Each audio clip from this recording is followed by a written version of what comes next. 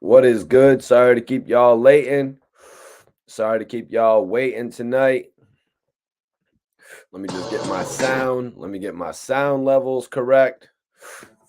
Let me get my sound right. Let me know everybody in the chat how you doing. Got a dope live for y'all tonight. We got some shit to talk about tonight, you guys. What is going on? Hope y'all having a good night. Mikey T, the movie star. We're back in action. We got some live news to talk about tonight. Also, we have a throwback exclusive to take a look at. So I'm just gonna, actually, I'm smoking on some runts right now. I got a whole bunch of different strains. What's up, Mars? What up, Schizo? So I'm just gonna, actually, I'm smoking on. Got a whole bunch of different strains tonight, man. You know how we start these shows. You guys know how we start the show. When you jump in the building, make sure you hit that like button. Make sure you hit the chat. Let me know what city you're tapping in from. Let me know what city you're tapping in from tonight. Let me know what you're smoking on. You know how we do when we tap in here, man. You guys know how we do, man. Appreciate y'all for tapping in on the live stream tonight. I'm blazing on some runts. I got a whole thing of goodies in here, you go.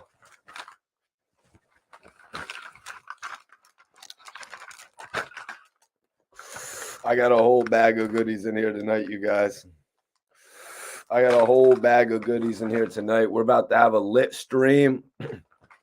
We're about to have a lit stream tonight. We got an official watch along. We're doing an official watch along tonight. Plus, we got a whole lot of news on YSL.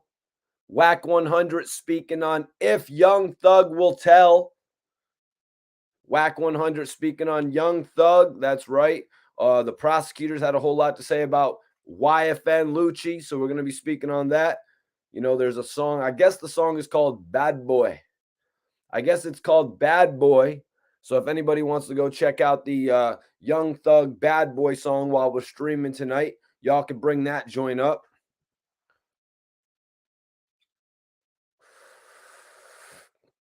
Gillie Da Kid had quite a funny quote. Unfortunately, you guys, I had to pick up a bunch of these G's today. It's all good, though. This might help me, you know, the way that I blaze. This might actually help me the way that I blaze. It might actually help me blaze a little bit slower. All these G's that I had to pick up, you guys. But I got some good stuff. I won't lie. You know what I mean? I got some good stuff here, you guys. You know, Mikey T don't play around when it comes to his chronic and his hip-hop news. There's two things that Mikey T doesn't play with.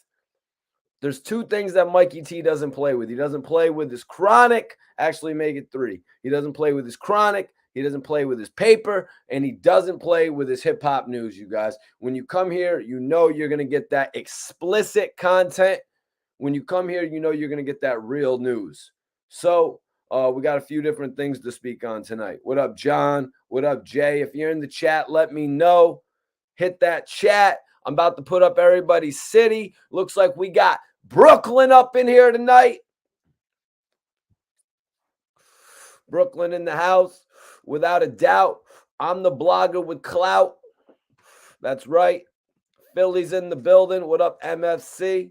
If you're in the chat, let me know. Let me know you're here. I'm going to shout out the city. I'm going to shout out the city you're repping. I'm going to shout out the strand you're smoking. Everybody in here, put the city in the chat. We're just getting started. We're just on the pre-show right now. We're just on the pre-show. We're just getting started. We got Miami up in here. What's good, Miami? What's good, Miami? I know my bros. My bros is out there in Florida. My brother Clark, First Class Films, they're out there in Florida. You know, they had me out there I was out there cooling with my bros for like 5 years. Shout out to South Strip as well. That's right. They got a whole new deal with Puya. Yeah, that's right. You can go check out Pissy right now all over YouTube and shit like that. Go running all over YouTube and shit like that. Share this video. Hit the like button. Make sure you put your city in the chat when you tap in. We got Detroit. We got the Dexter Rude boys. All right, Detroit. Appreciate you for tapping in tonight. Much love to Detroit. Let them know Mikey T sends that love. Let them know Mikey T sends that love. J Real. Kicking it with Timmy. What up, Phoenix? Phoenix in the house. Phoenix in the house. Phoenix in the house. Salute everybody. Share this video. We got an exclusive live for tonight. Mars, Miami, and Blueberry Bomb. Salute. Major respect. Delaware in the building. What up, Papa Gary? That's my G right there. Appreciate you for tapping in. I be seeing you commenting on the videos. That's love, man. That's definite love. We got the Bronx. That's right. We got the Bronx up in here. New Jersey in this bitch. Okay, much respect to New Jersey, the Bronx, Delaware, Miami on that gelato. Miami's on that gelato. Okay, I'm a big fan of that gelato. I almost picked up a little gelato mixed with the do-si-do today, but I didn't grab it because it was only 17%. I got a whole little grab bag here. You guys. I got a whole little assortment. You know what I'm saying? I had all types of shit. You know what I'm saying? Make sure you tell your friends about Mikey T, the movie star. Let them know I'm the new blogger in town. But he's been around forever. We got MS. What's that? Mississippi? The home of Young Thug? No. Excuse me. What am I thinking? Excuse me. Free Young Thug. The home of Soulja Boy? How did I just confuse Young Thug and Soulja Boy? That's wrong, Mikey T. That's wrong. I mean, Soulja Boy came into the game with a major like pop single for the kids. Young Thug came into the game cool as shit, running through Miami with Birdman, promoting Stoner and Danny Glover. Can't really mix those two guys up.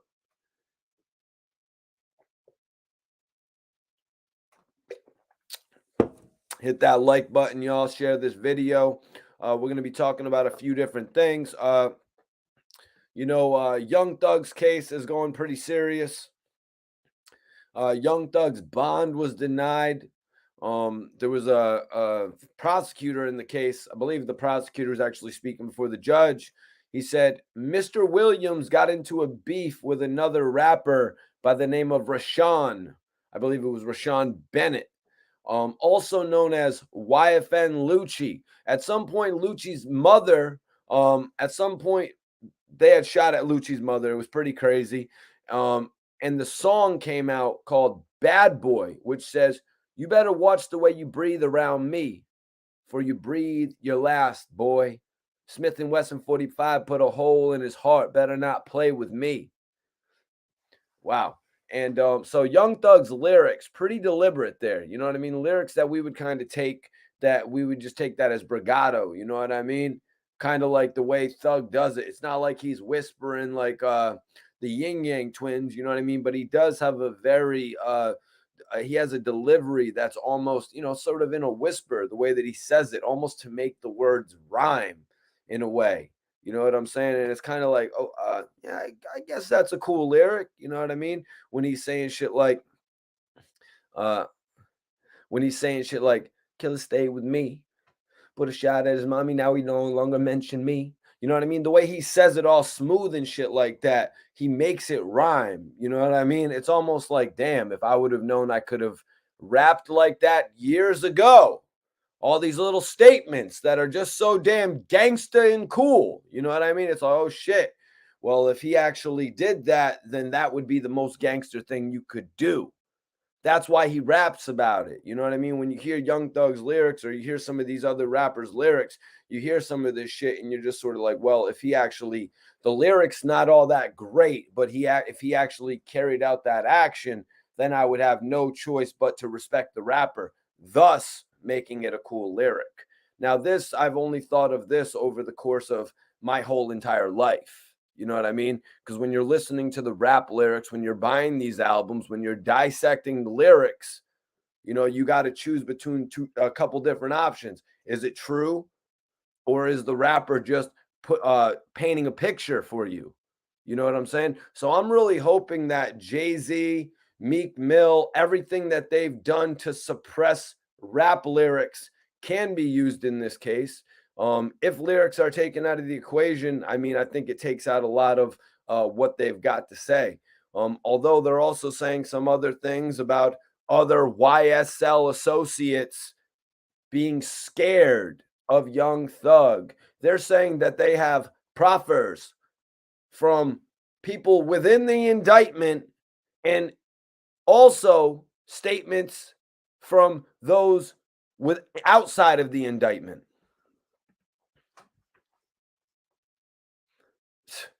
That was the problem, Spin the Barrel. Spin the Barrel says he should have brought loyalty instead of dresses.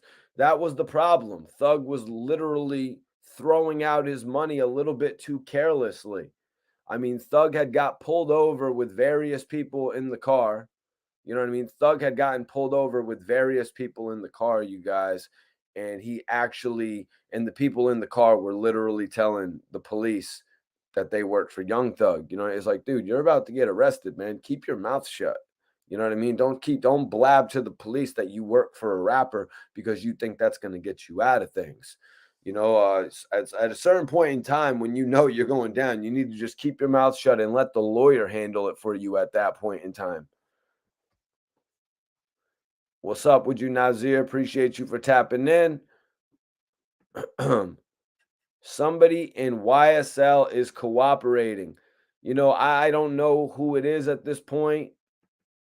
You know what I'm saying? There's a lot of rumors going out there about the fact that there are cases involved in this situation where people have copped out in the past. The cases are being brought back up because of the fact that they've copped out in the past.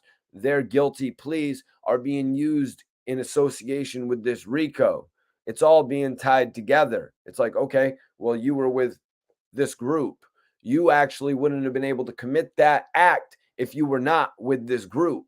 If you were not with this group, you technically would have not had the opportunity to access thousands of dollars. This is pretty much what they're saying to the YSL members, you guys. Yep, David. Two different cars. And then you have lyrics being brought up of snipers following Young Thug and Gunna.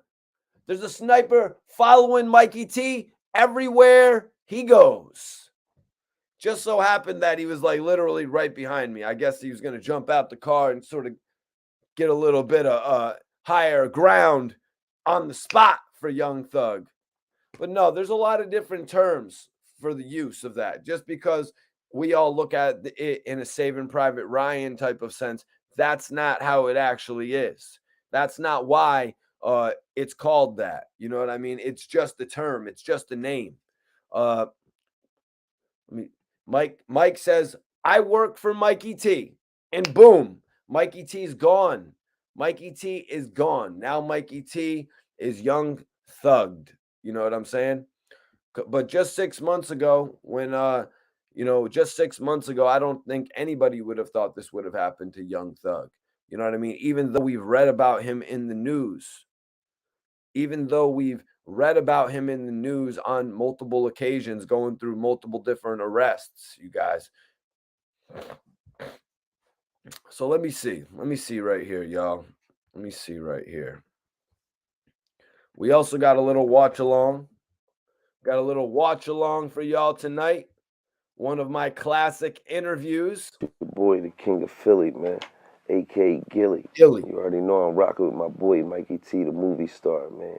Report Card Radio, right? Right. Y'all ready for this tonight? Y'all ready for the news? Y'all ready for the watch along? Y'all ready for an epic live video with Mikey T, the movie star? If you haven't subbed to the channel, make sure you sub right now. If you haven't subbed to the channel, make sure you sub right now. Boy, We got the king epic of Philly, shit. man. A.K.A. Gillie. You already know I'm rocking with my boy, Mikey T, the movie star, man. Report Card Radio, right? So Gillie, and speaking about that, how do you feel about Takeshi 6ix9ine, man? Does he need a pass when he comes to Philly? Does he got to check in? So we're going to be taking a look at this classic exclusive tonight. We're going to be going over the news tonight. We got a lot to talk about tonight, you guys. We got a whole lot to talk about. I hope y'all are enjoying your night, but I appreciate y'all for spending it with me. So the prosecutor basically took these Young Thug lyrics, you better watch the way you breathe around me, for that breath be your last, boy. Smith & Wesson put a hole in his heart, better not play with me. Young Thug's lyrics are being used against him in this case, and his beef with Yfn Lucci is being put in directly on the forefront of this whole case. His beef with Yfn Lucci is one of the key elements that they're using in keeping this man locked up. They're using lyrics here that actually detail an alleged confrontation. You know what I'm saying? Young Thug's lyrics actually detailing an alleged confrontation. I never heard about this. I heard about Yfn Lucci going through the worst in jail. You know what I mean? I heard about Yfn Lucci going through the worst in jail, but I never heard about what allegedly had happened in the streets with his family. I never heard about that. That didn't make the news from what I was seeing. Maybe I'm a little bit late, but of course I heard about Yfn Lucci asking to get out. Now, some of these things go a little bit under the radar. You know what I mean? Some of these things aren't necessarily attached to hip hop, so they're going to go a little bit under the radar from some of us.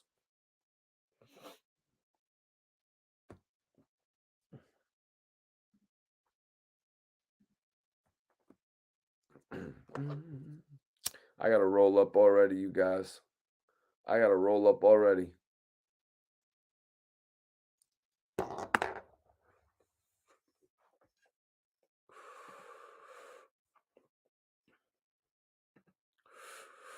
I got to roll up a little bit. I got to roll up already.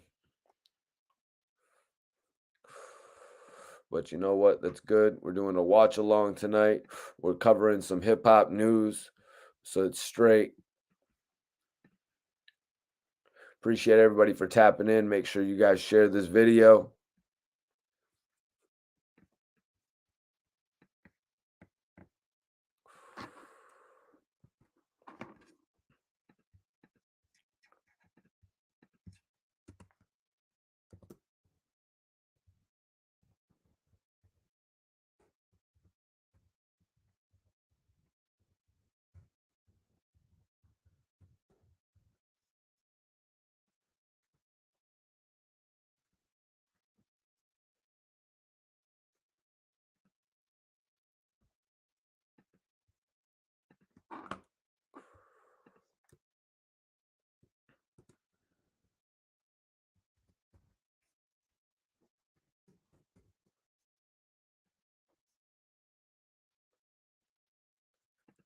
But let's get into it, man.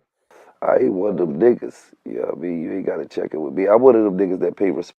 Yeah, this your boy, the king of Philly, man. A.K.A. Gillie. You already know I'm rocking with my... Salute to my boys out in Virginia, upstate New York. What's popping with you? boy, Mikey T, the movie star, man. Report card ready, all right. So Gillie, and speaking about that, how do you feel about Takeshi 6ix9ine, man? Does he need a pass when he comes to Philly? Does he got to check in? I ain't one of them niggas. You ain't got to check in with me. I'm one of them niggas that pay respects. You feel what I'm saying? When I'm touching down in L.A., I'm calling Big U. What's up, my nigga? I'm here. You feel what I'm saying? It ain't about checking in. It's about motherfucking respect. When Big U touch down in Philly, you gonna call me Gillie. What's up, nigga? I'm in your city. Where you at? You feel what I'm saying? That's respect. I touch down in Atlanta, I might hit Waka. I might hit multiple niggas. I might hit Cobb, and I might hit Jeezy. I might hit multiple niggas. Say, yo, my nigga, I'm in your city. You feel me? I hit Jeezy, said I'm at the club. Nigga, come fuck with me. I shot right through the club. Interesting from what I just heard right there. Who did Gillie say he checked in with when he went to Cali.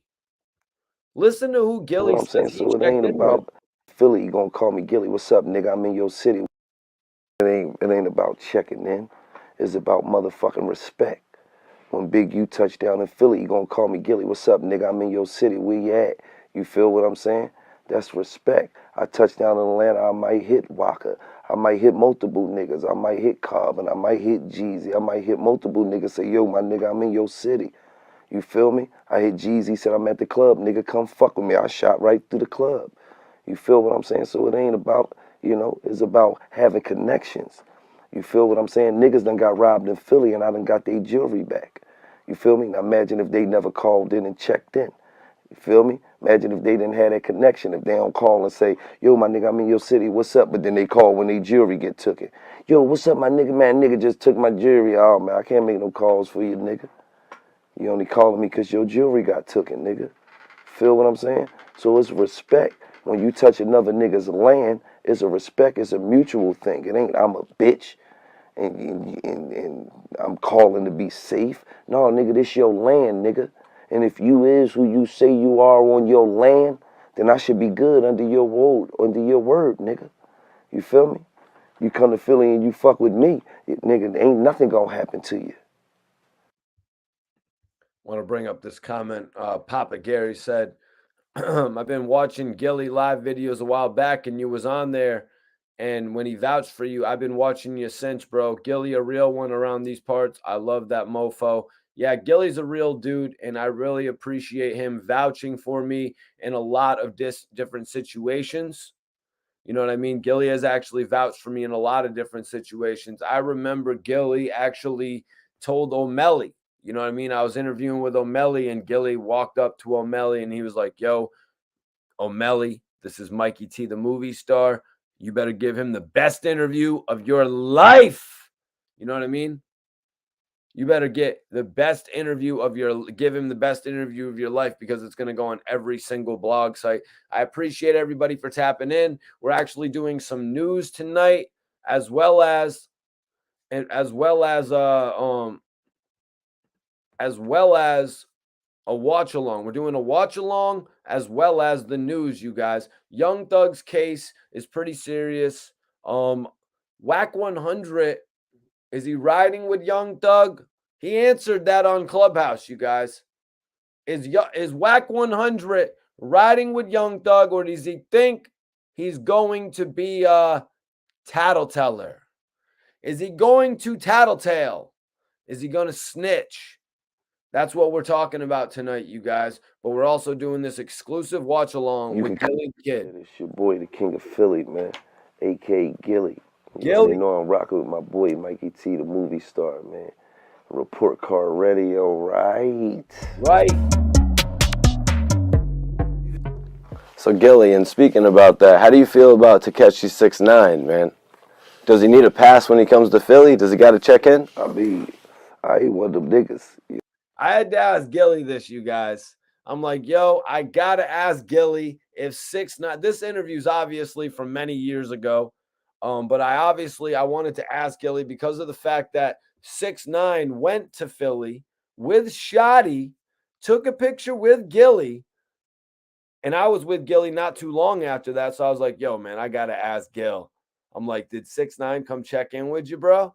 You know, this is when all the check-in shit was popular. I'm like, so you're telling me that the dude who's running around, you know what I mean? The dude who's running around telling all these other rappers that they can, you know what he was telling them. He checked in with my big bruh. Okay, then. All right. I knew the biggest rappers in the game show love when it's due. You know what I'm saying? So when 6ix9ine, who had like, let's take out of the equation, you know, the fact that 6ix9ine is a rainbow-haired kid. Let's take all that shit out of the equation, you guys. The fact that 6ix9ine had 10, 11, you know, at that point he probably had 4 or 5 different Billboard records on Billboard, and he went and checked in with Gillie. That says a lot to me. Listen, I need everybody in the building to hit that like button right now. Show some love to the channel. Hit that like button. Hit that like button, you guys. I need everybody to show some love to the channel tonight, man.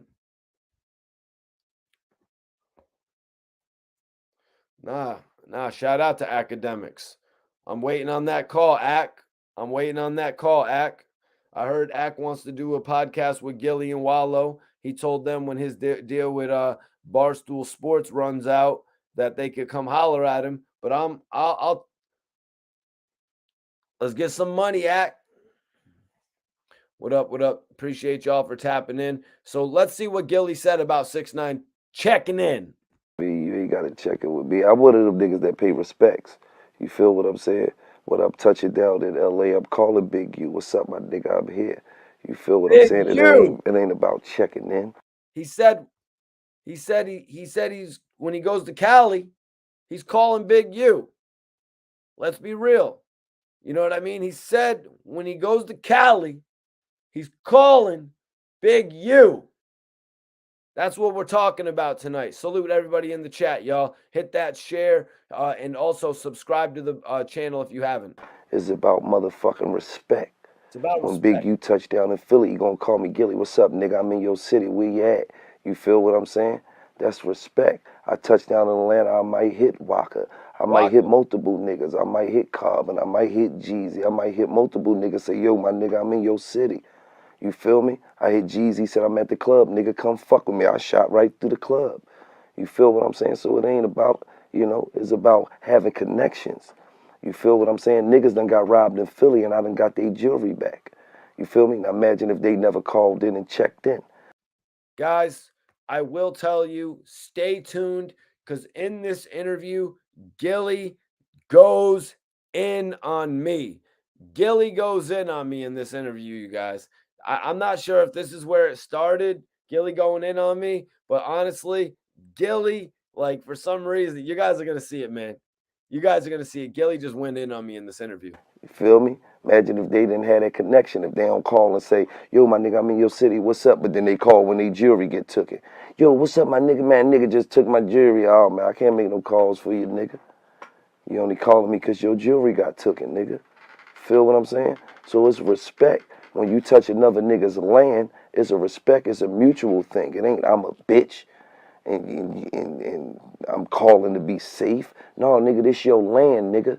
And if you is who you say you are on your land, then I should be good under your word, nigga. You feel me? You come to Philly and you fuck with me, nigga, ain't nothing gonna happen to you. You can come with a goddamn quadrillion dollars worth of jewelry on. You hear me? Mikey?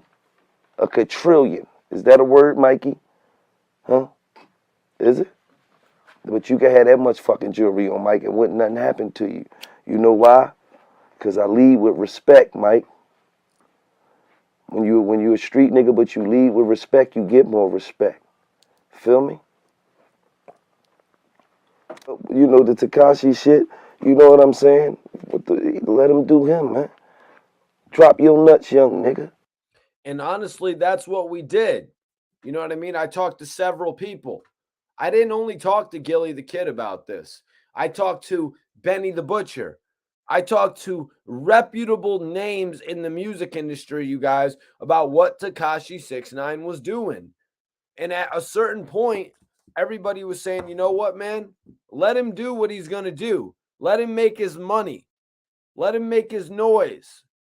He's repping New York. But we all had that little thought in our mind. He's acting a little too crazy. What's going to happen when he inevitably gets caught up? What's going to happen to everybody that's around him? There's so many people around him. How many years is this man going to hand out? How many people are eventually not going to come home to their family? You know what I'm saying? How many people in this situation? In this situation, it seemed like it could have been dozens. You know, a lot of people go on in their interviews over and over of how many years 6ix9ine has handed out. So let's get back into this interview, though, for everyone tapping in. I'm doing a live watch along as well as the news tonight. We got some news along with a watch along, going over Whack 100, speaking on Young Thug, all the potential snitching going on, cooperation within YSL. Shout out. Appreciate y'all for tapping in. Hit that like button if you mess with the channel. That's how you feel. You feel me? It ain't about, but the thing he also got to understand is it ain't about the dropping of the nuts though, because any nigga could drop his nuts, any nigga could talk that shit, but it's probably gonna be a time, and I ain't gonna say it is, because I wouldn't wish that on that young nigga. Listen. You know what I'm saying? Because this may all be promotion for his album. You feel me? And then you look up, you like, this fucking kid's a genius. Right. You feel what I'm saying? But when you invite drama, when you welcome drama, you got to understand, man, you got a lot of niggas in these inner cities that's busted and disgusted, man. You hear me? These niggas is tangled and twisted like an Annie Ann's pretzel. Oh, they're tangled and twisted like a what? Like a what? Do you guys remember where you heard that shit first? Do you guys remember where you're hearing this Gillie Da Kid shit first? When Gillie and I were working together, the shit was magic. I'm so impressed with what he has gone on to do, man. I'm so impressed with what he has gone on to do. Taking over the blog world. Not only the king of Philly, he's the king of media. I'm the king of the bloggers. I told him that. I was like, yo, Gil, all due respect, I'm the king of the bloggers. You're the king of media, Gil. Gillie Da Kid is the king of media, you guys. You hear me?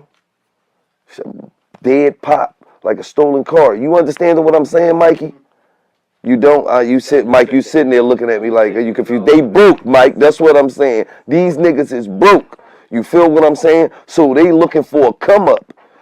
You see niggas got famous Dex chain, they got that money, niggas got it on. They got famous Dex chain. Y'all heard Gillie going in on me right there. You know what I'm saying? Let me bring it back. You understand what I'm saying, Mikey? You don't, Mike, you sitting there looking at me like, are you confused? They broke, Mike, that's what I'm saying. These niggas is broke. You feel what I'm saying? So they looking for a come up. You see, I was doing what somebody doing an interview should be doing. When I'm doing an interview with Gillie Da Kid and I'm sitting behind the camera and I'm asking a question, I'm there to take in his full response. I'm not there to interject in every part of the conversation. You know what I'm saying? That was one of the most important parts of me doing these interviews with Gillie. It's not that I was sitting behind the camera kind of like not knowing what to say. That's not my point in time to intercept in the conversation. This is Gillie's time.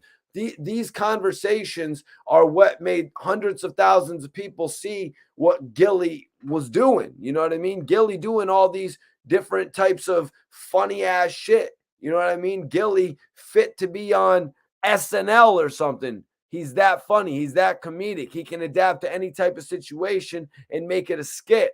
We see what he did in recent time. You know what I mean? Wiz kind of got pissed at Gillie. You know what I mean? Wiz kind of got pissed at Gillie. Nah, Gillie's definitely the king of media right now, bro.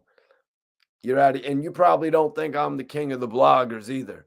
You're probably 17 years old, bro.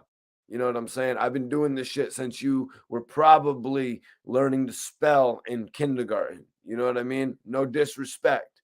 I'm just being real. But yeah, Gillie has taken over media. When you've got Joe Budden, who was pretty much the innovator, saying that Gillie is within the top 3, that screams takeover.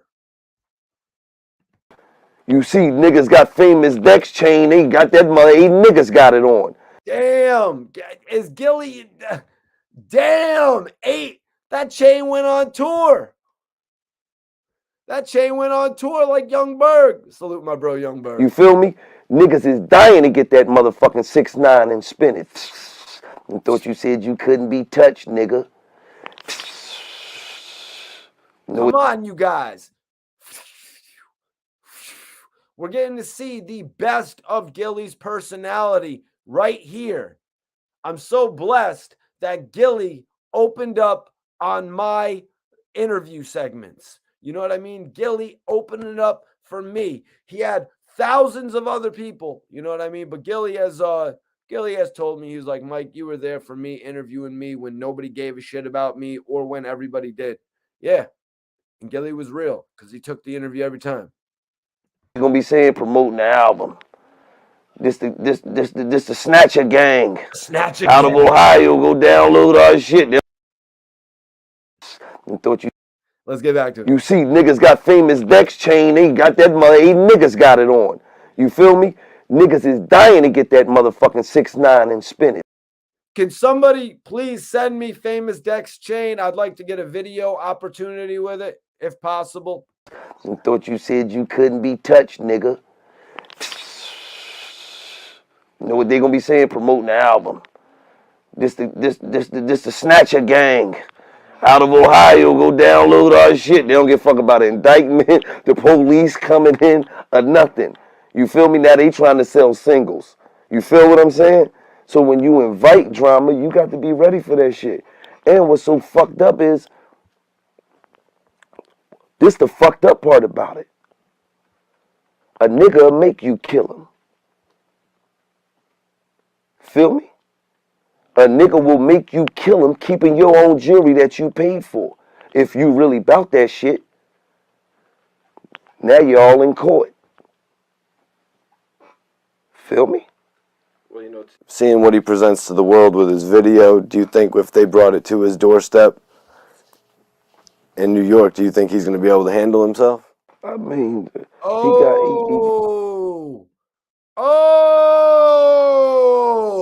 that sounds like the $1 million question. That sounds like the $1 million question right there. Let's get to it. Let's get to it. What do y'all think the response is? I asked the question to Gillie if they brought it to this man's doorstep. If Bel Air Blue, if Bel Air Rose brought it to Mikey T's doorstep, what's he going to do? Mikey T's going to pop that cork and spray that shit all over, and I'm going to drink the next bottle. But I asked Gillie, I'll make an IG video for it too. I asked Gillie, what's going to happen when they bring it? What's going to happen when they bring it to 6ix9ine? And I'm talking about... got a good nigga around him. You know what I mean? So he got a solid nigga around him. Feel what I'm saying?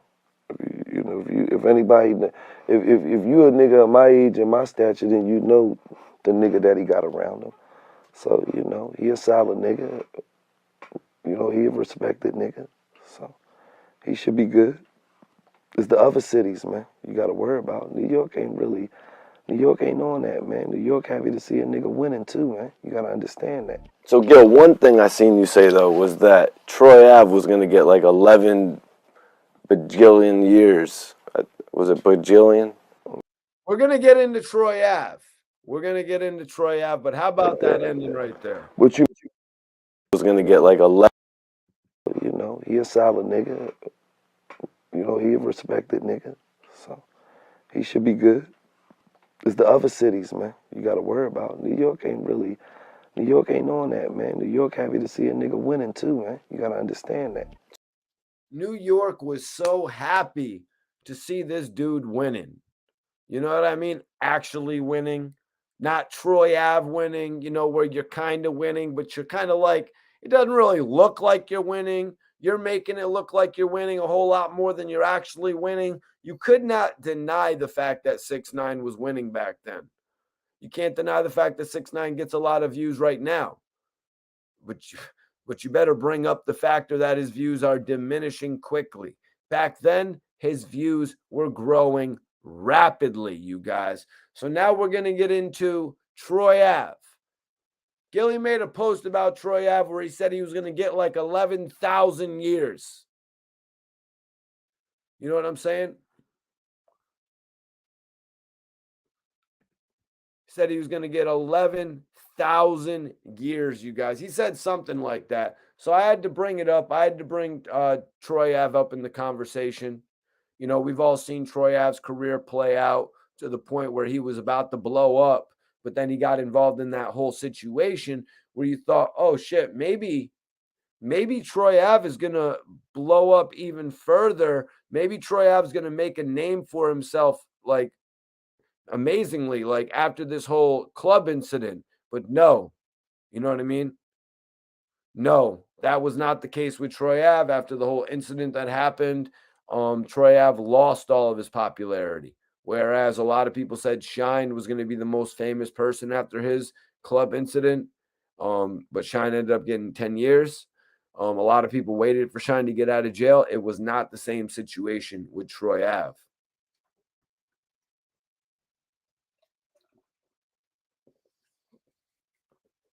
Oh, let me see. I got my L coming in here. What's going on with Gillie Lee? Appreciate you for tapping in. One thing I seen you say though was that Troy Ave was gonna get like 11 bajillion years. Was it bajillion? Yeah, something like that. What you mean, before he got right after he got locked up? Yeah. I mean, because he was shooting in the club.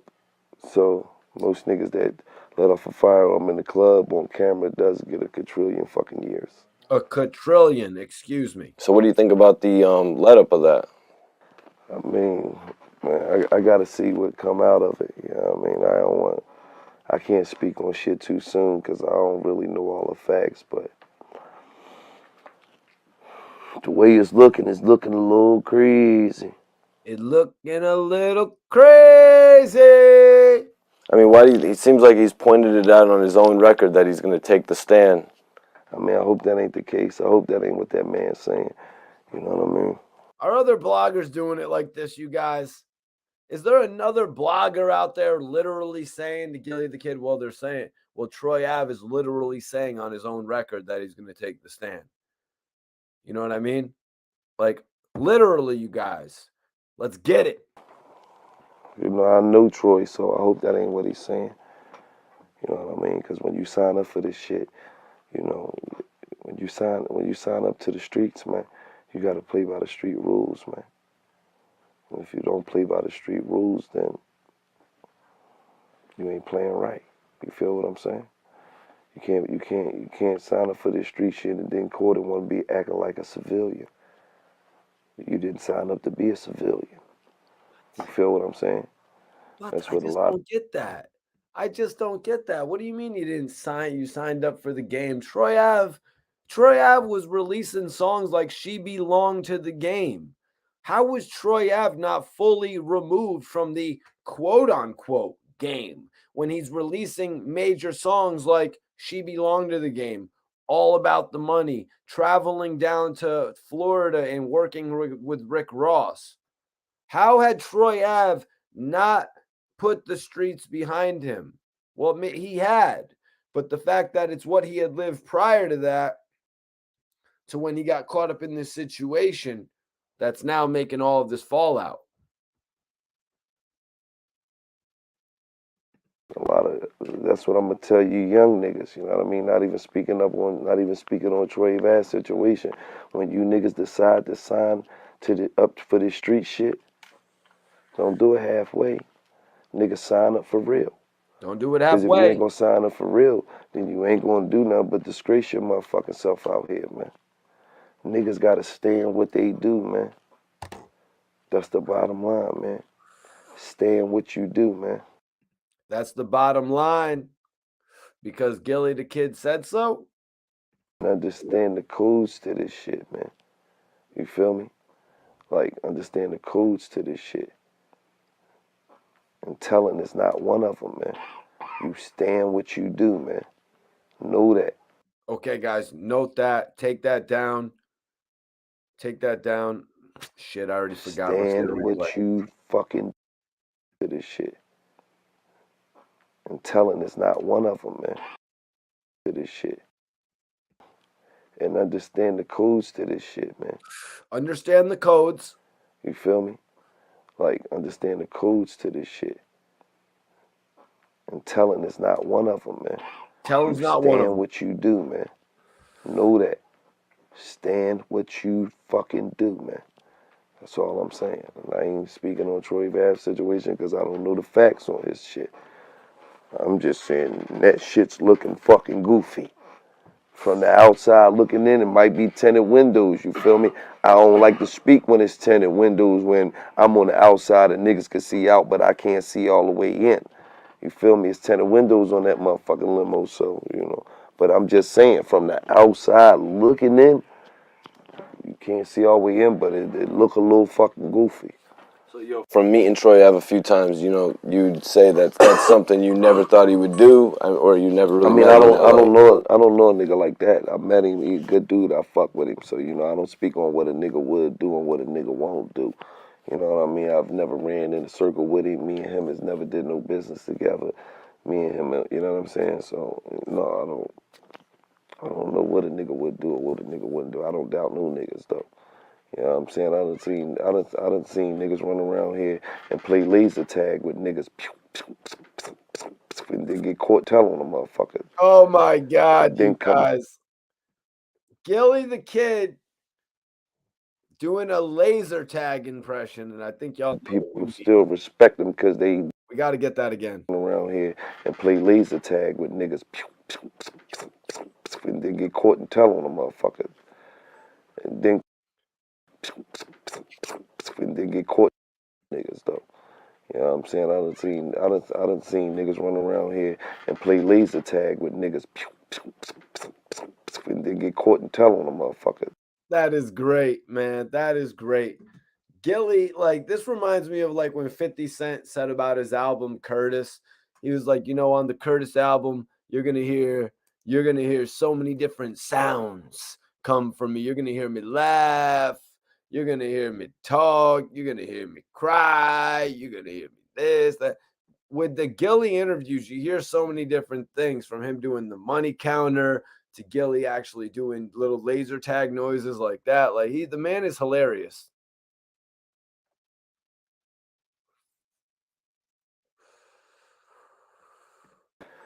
And then come home and people still respect him because they know he'll shoot the shit out you. So niggas act like he didn't even tell. What's up, my nigga? Oh man, you boy. Nigga ain't shoot me. Feel what I'm saying? You the bar. It's fucked up out here, man. It's messed up, according to that. When I'm Gil Smith and I'm acting. Did he really kick you though? No, kick the bullshit out of me. But listen though, right? On everything I love. Oh my God. Here we go. Here we go, you guys. Gil had a movie called Force of Execution where he played a henchman role or something along those lines. And Gil actually had a scene with Steven Seagal. Now, I got my eyes on this scene, you guys. I got my eyes on this scene. I watched the movie that Gil was in. They actually had Force of Execution. Where did I watch it? It was either Netflix or it was Amazon Prime. You know what I'm saying? It was one of those channels. And so I watched the movie, and Gil actually had a scene where he was actually fighting Steven Seagal. So I watched it, and Gillie got his ass kicked, you guys. So you know I had to bring. Gillie's giving me a hard time in interviews, so obviously this wasn't the first time. Gillie gives me a hard time in interviews, so I had to give him a hard time in an interview. Let's take a look at it. What did you tell that man? I told that nigga off camera. I said, Steve, you know I fuck with Let's bring it back. off camera.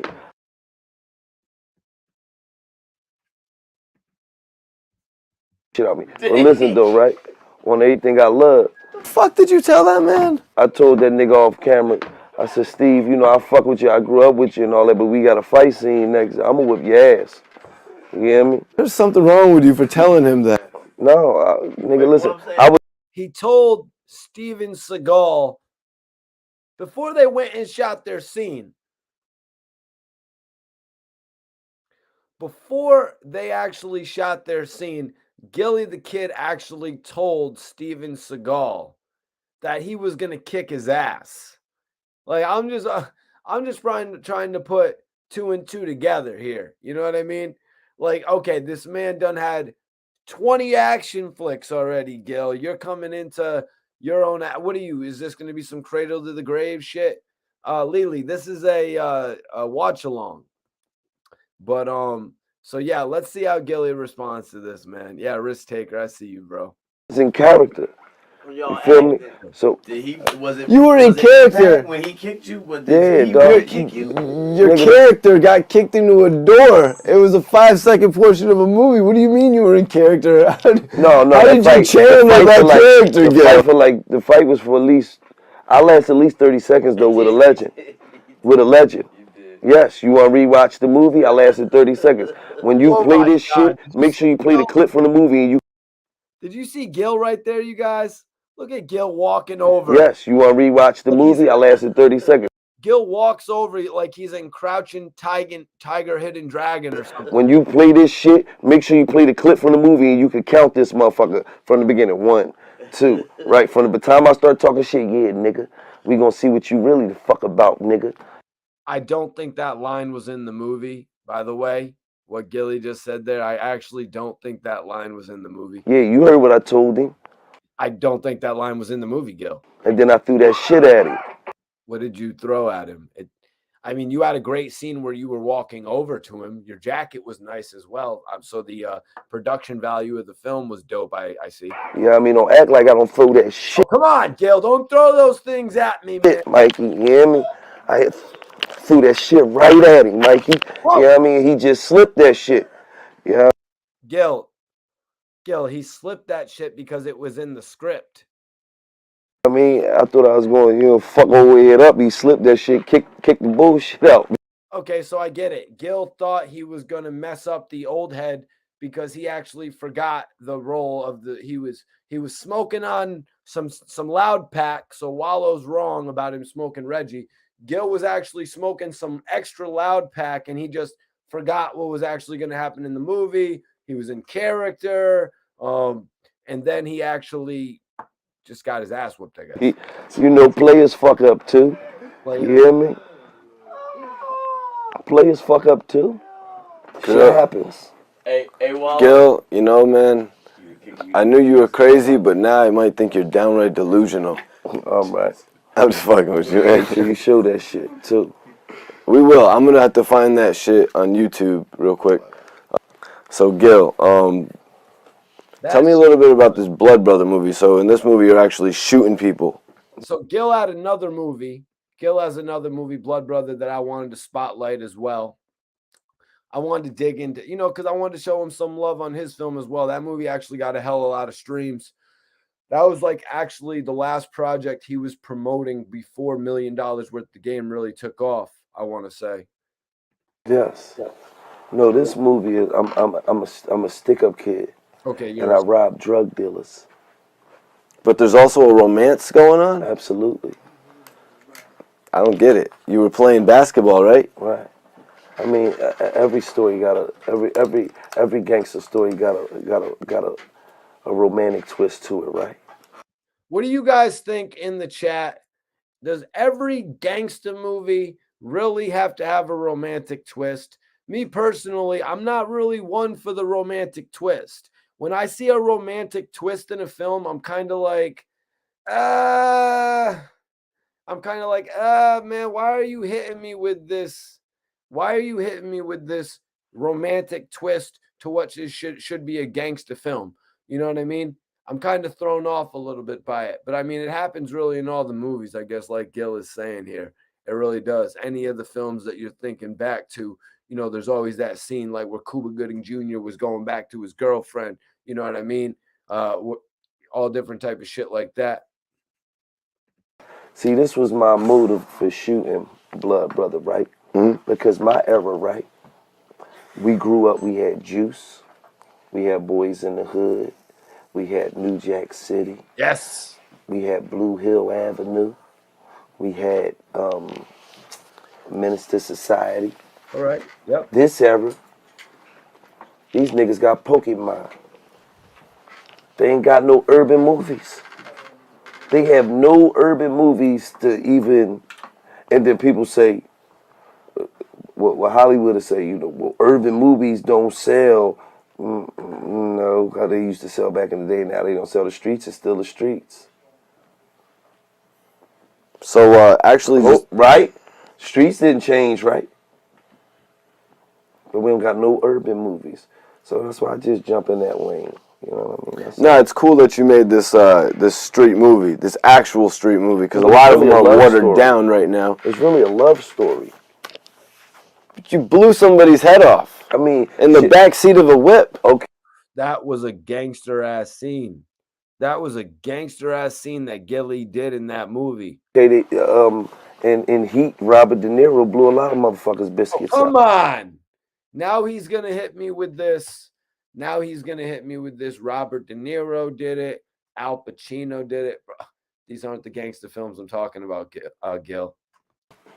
Are you talking about the love story with Al Pacino when he like rips the TV out the wall? I mean, so at the end got of some the shit day, like that in there? At the end of the day, Scarface was a love story too, right? Right? He shot a bunch killed his of best motherfuckers. friend. He did, but it had a love story to it too, right? All right, no, I see what you're doing there. Okay, so at the end of the day, it's no different from my shit and Scarface. Oh shit! I don't want to like give any, you know, I don't want to give any spoilers, but you're leading me to believe you may have died in this film. I mean, shit happens. You gotta watch the movie to see it. You feel what I'm saying? So you guys, you're gonna have to watch Gillie's movie Blood Brothers to see if he actually dies in it. Kind of like Scarface, you know what I mean?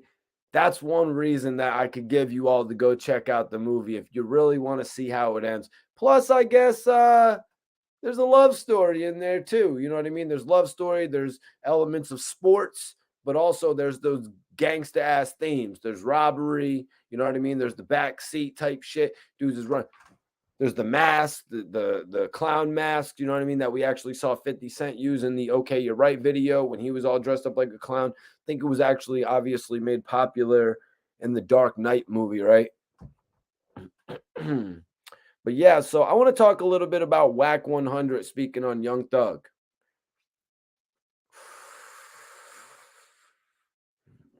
So Whack is like based upon the consideration of a proffer. What proffer is he considering? Cadillac Ty was in there. Cadillac Ty has been from Murder Inc. been doing a lot of work with Whack on the Clubhouse shit. They just be logging in there and chatting and shit. Cadillac Ty's like the ones against him. Whack is saying he's saying the proffer's against. He's talking about what's in his favor.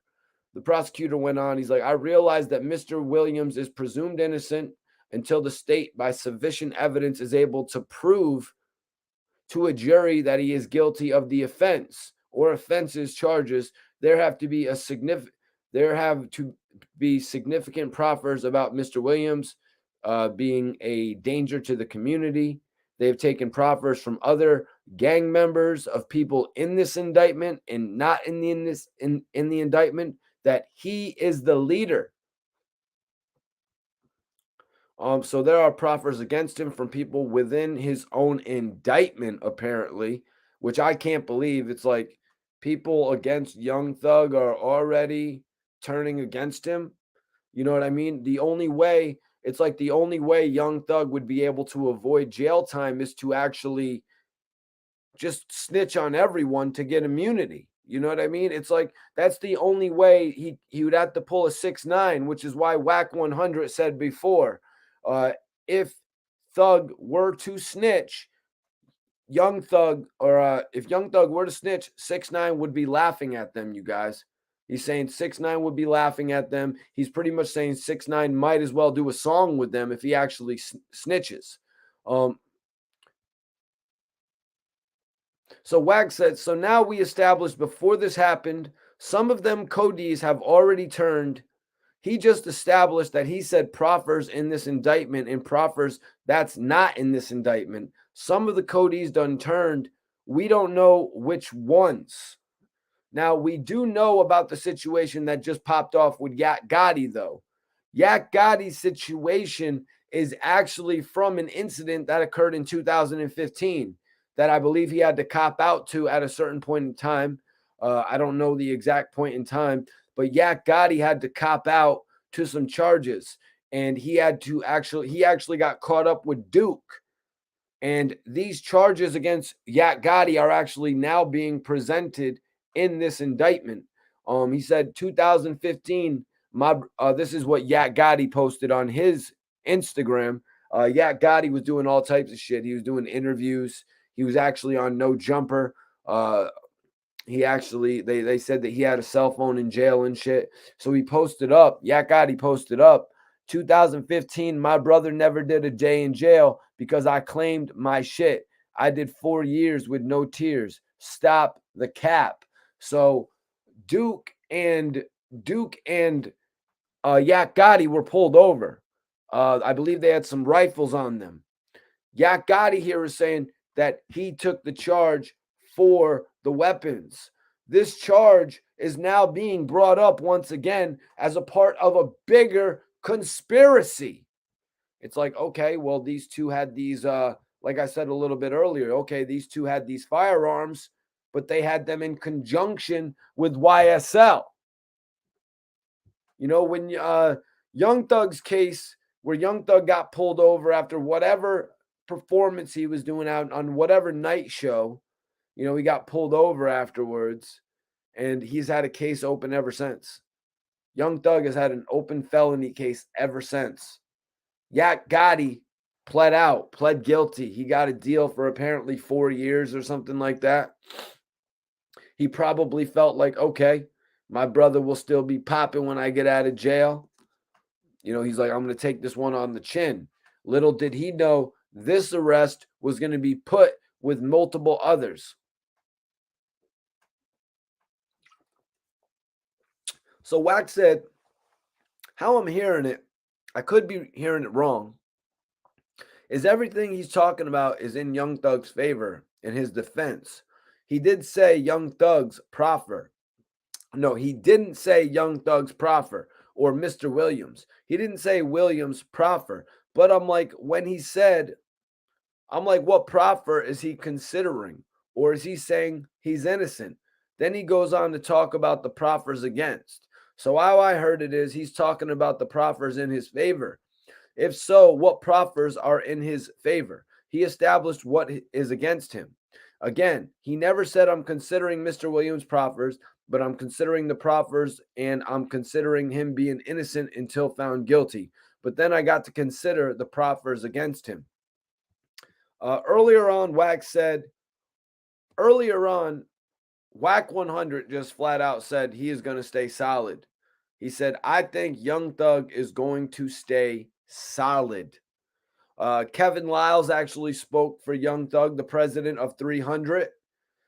But we're going to get into that in just a second. But Whack 100, you guys, Whack 100 actually said he believes that Young Thug will stay solid in this case. Now, even if he has people within his own camp snitching on him, even if he has people within his own, but that's not a reason to snitch. You know what I mean? It's like, yeah, you got people snitching on you, so you're going to snitch. You're going to ruin your career. You're going to ruin your, you're going to ruin your life in your mind, your mentality, knowing that you turned your back on everything that you really believed in. Young Thug said it in the song, right? You got to take it to trial. This is the point in time where they want to hem Young Thug up, you guys. This is the point in time where they want to hem Young Thug up. They've been waiting for this opportunity, man. What up, Detroit? Appreciate Detroit tapping in tonight. I don't think Thug is going to snitch in this case. You know, Thug could more than likely get a deal for immunity if he turned his back on everyone. If he turned his back on everyone and said, yo, man, I'm the guy with the money that they all took advantage of. You know what I mean? I'm the guy with the money that they all took advantage of. That would even work in one of his raps. You know what I'm saying? But Thug is not going to take that route, man. I want to has anybody seen Gucci Man post about Young Thug? But you know, I'm hopeful, you guys. I'm always hopeful in these situations. So let's see, what do we got here? So Kevin Lyles spoke on Young Thug's behalf. Kevin said, I've been fighting this battle for over 40 years. It's not new.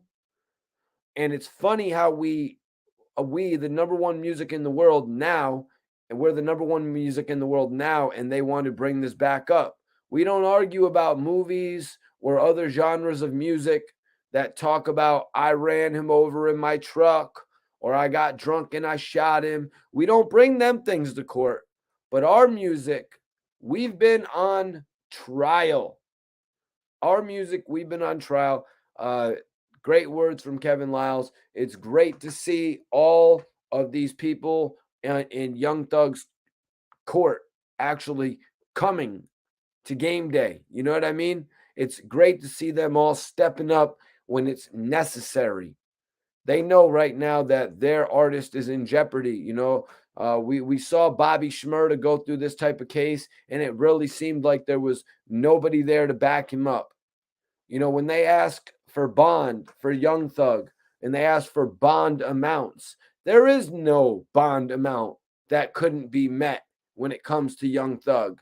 If the bond was $5 million, the bond would be met. You see, the bond would be met. So the prosecutor said, this is some shit that the prosecutor actually said about Young Thug. He said, you see the shadow in the back of the room? He's the one directing traffic.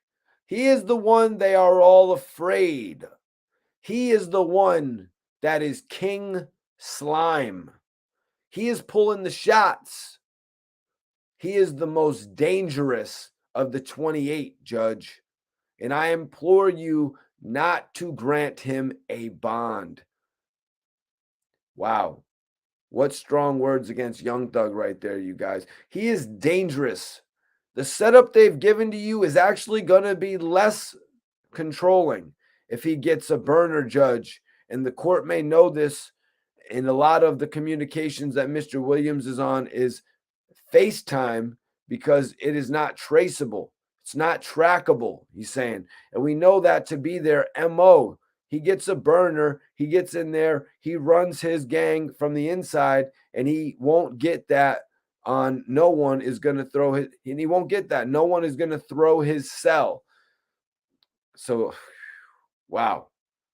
That's a whole lot of shit right there. We implore you not to grant him a bond. Judge, he is the most dangerous of the 28. Can you believe that shit that they're saying about Young Thug? They really don't want him out, you guys. He is the most dangerous of the 28.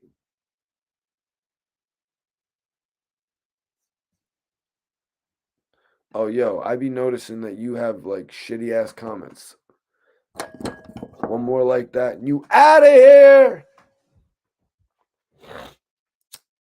Let me get this shit lit up. Let me get this shit lit up.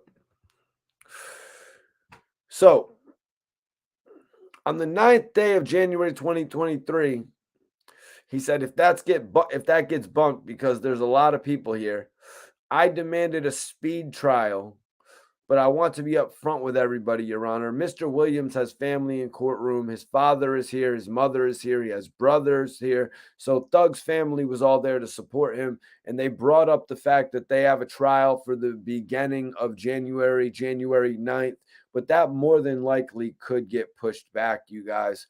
You know, due to the fact that there's so many people involved in this case, it could also get pushed back, you know, due to the fact that anybody could get it pushed back involved. Anybody. If somebody decides to snitch in December,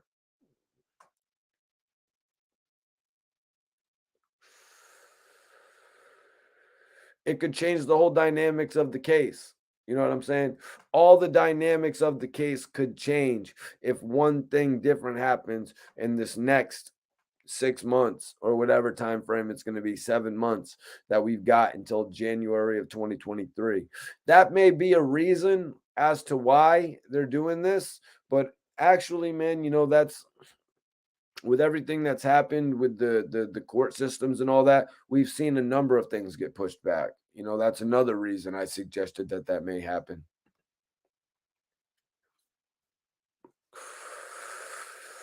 Kicking it with Timmy says, I think Thugger will stay firm. I think Thugger will stay firm.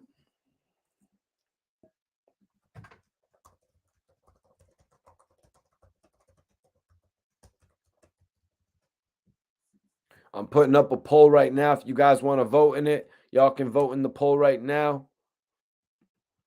Y'all can vote in that poll right now. Now, the judge said, this is what the judge said about the bond. The judge said that it is the court's concern that the two major concerns this court has is dangers to person and threats to intimidate other witnesses. I have some concerns about the flight, and I'm not going to hold it against him. He is very successful and has significant means. Now, you guys, I want to talk about that real quick. When they talk about concerns for flight, when they're talking about having concerns for flight, it's not just Young Thug they're talking about. You know what I mean? There are people involved in this indictment that I still believe have not been taken into custody. These people could get flown out of the country. They could get flown to any other part of the country. You know what I mean? Flown out or to any other part of the country. That's the circumstance here, you guys. That's the fact. We're not talking about Young Thug getting out of jail and going to Bermuda. You know what I mean? That's not what we're talking about when we say flight risk. We're talking about the fact that Young Thug could get out of jail and help anybody else involved with this case evade. That's what we're talking about. So don't get it misunderstood. Like, let's not get it misunderstood, you guys. I think there's a lot of people out there who are like, what do you mean Young Thug is a flight risk? What do you think he's going to go to Europe and just stay there or something? That's not the case. But there are several other people there that if Thug was out of jail, he would have abilities to do certain things for them. And that is keeping Thug incarcerated because all of those people have not been taken into custody.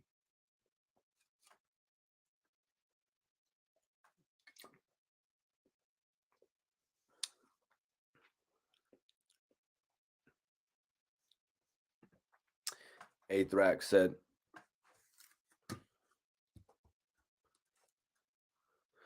True Talk said they're only saying True Talk, they're only saying he's the most dangerous because he has the most money, which in turn means he has the most power. He needs to stand on his own, not rat, just stand on his own. And that's another reason why they're throwing Gunna under the bus as well. You know what I mean? That's another reason why they're throwing Gunna under the bus as well. They're saying Gunna is the second one in charge.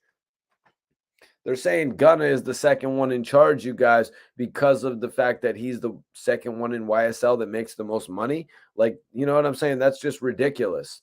They're gonna blast a man based on his record sales.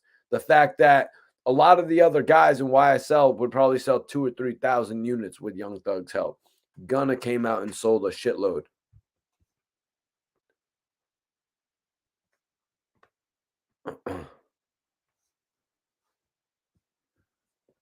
Let me see, where are we at with this? So the judge said, but those two factors in particular, threats to people in the community or obstructing justices, like I was just saying, that's obstructing justice.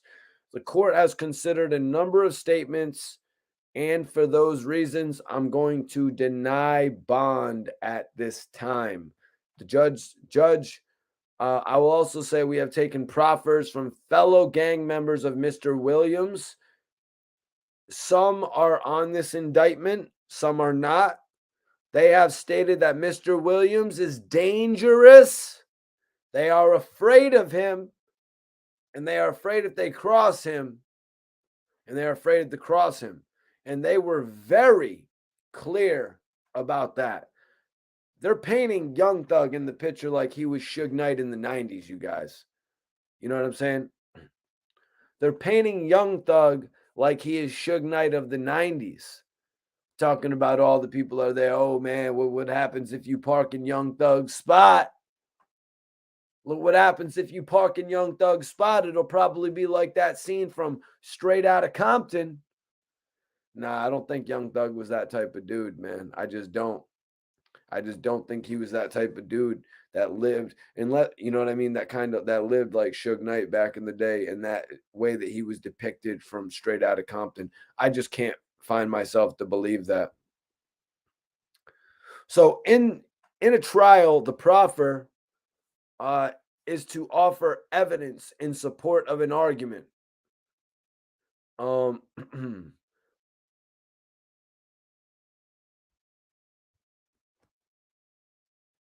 So, counsel, based on proffers that have been made at this point in time, I do believe Mr. Kendrick, this was Yak Gotti's whole thing. I do believe Mr. Kendrick is a threat to the witnesses and likely to commit other crimes and is a risk of flight. For those reasons, I'm going to deny bond on this time. Mr. Kendrick, since I denied you bond, the earliest trial date I have this time is the 9th of January, 2023. So Yak Gotti was also given the trial date of January 9th, 2023.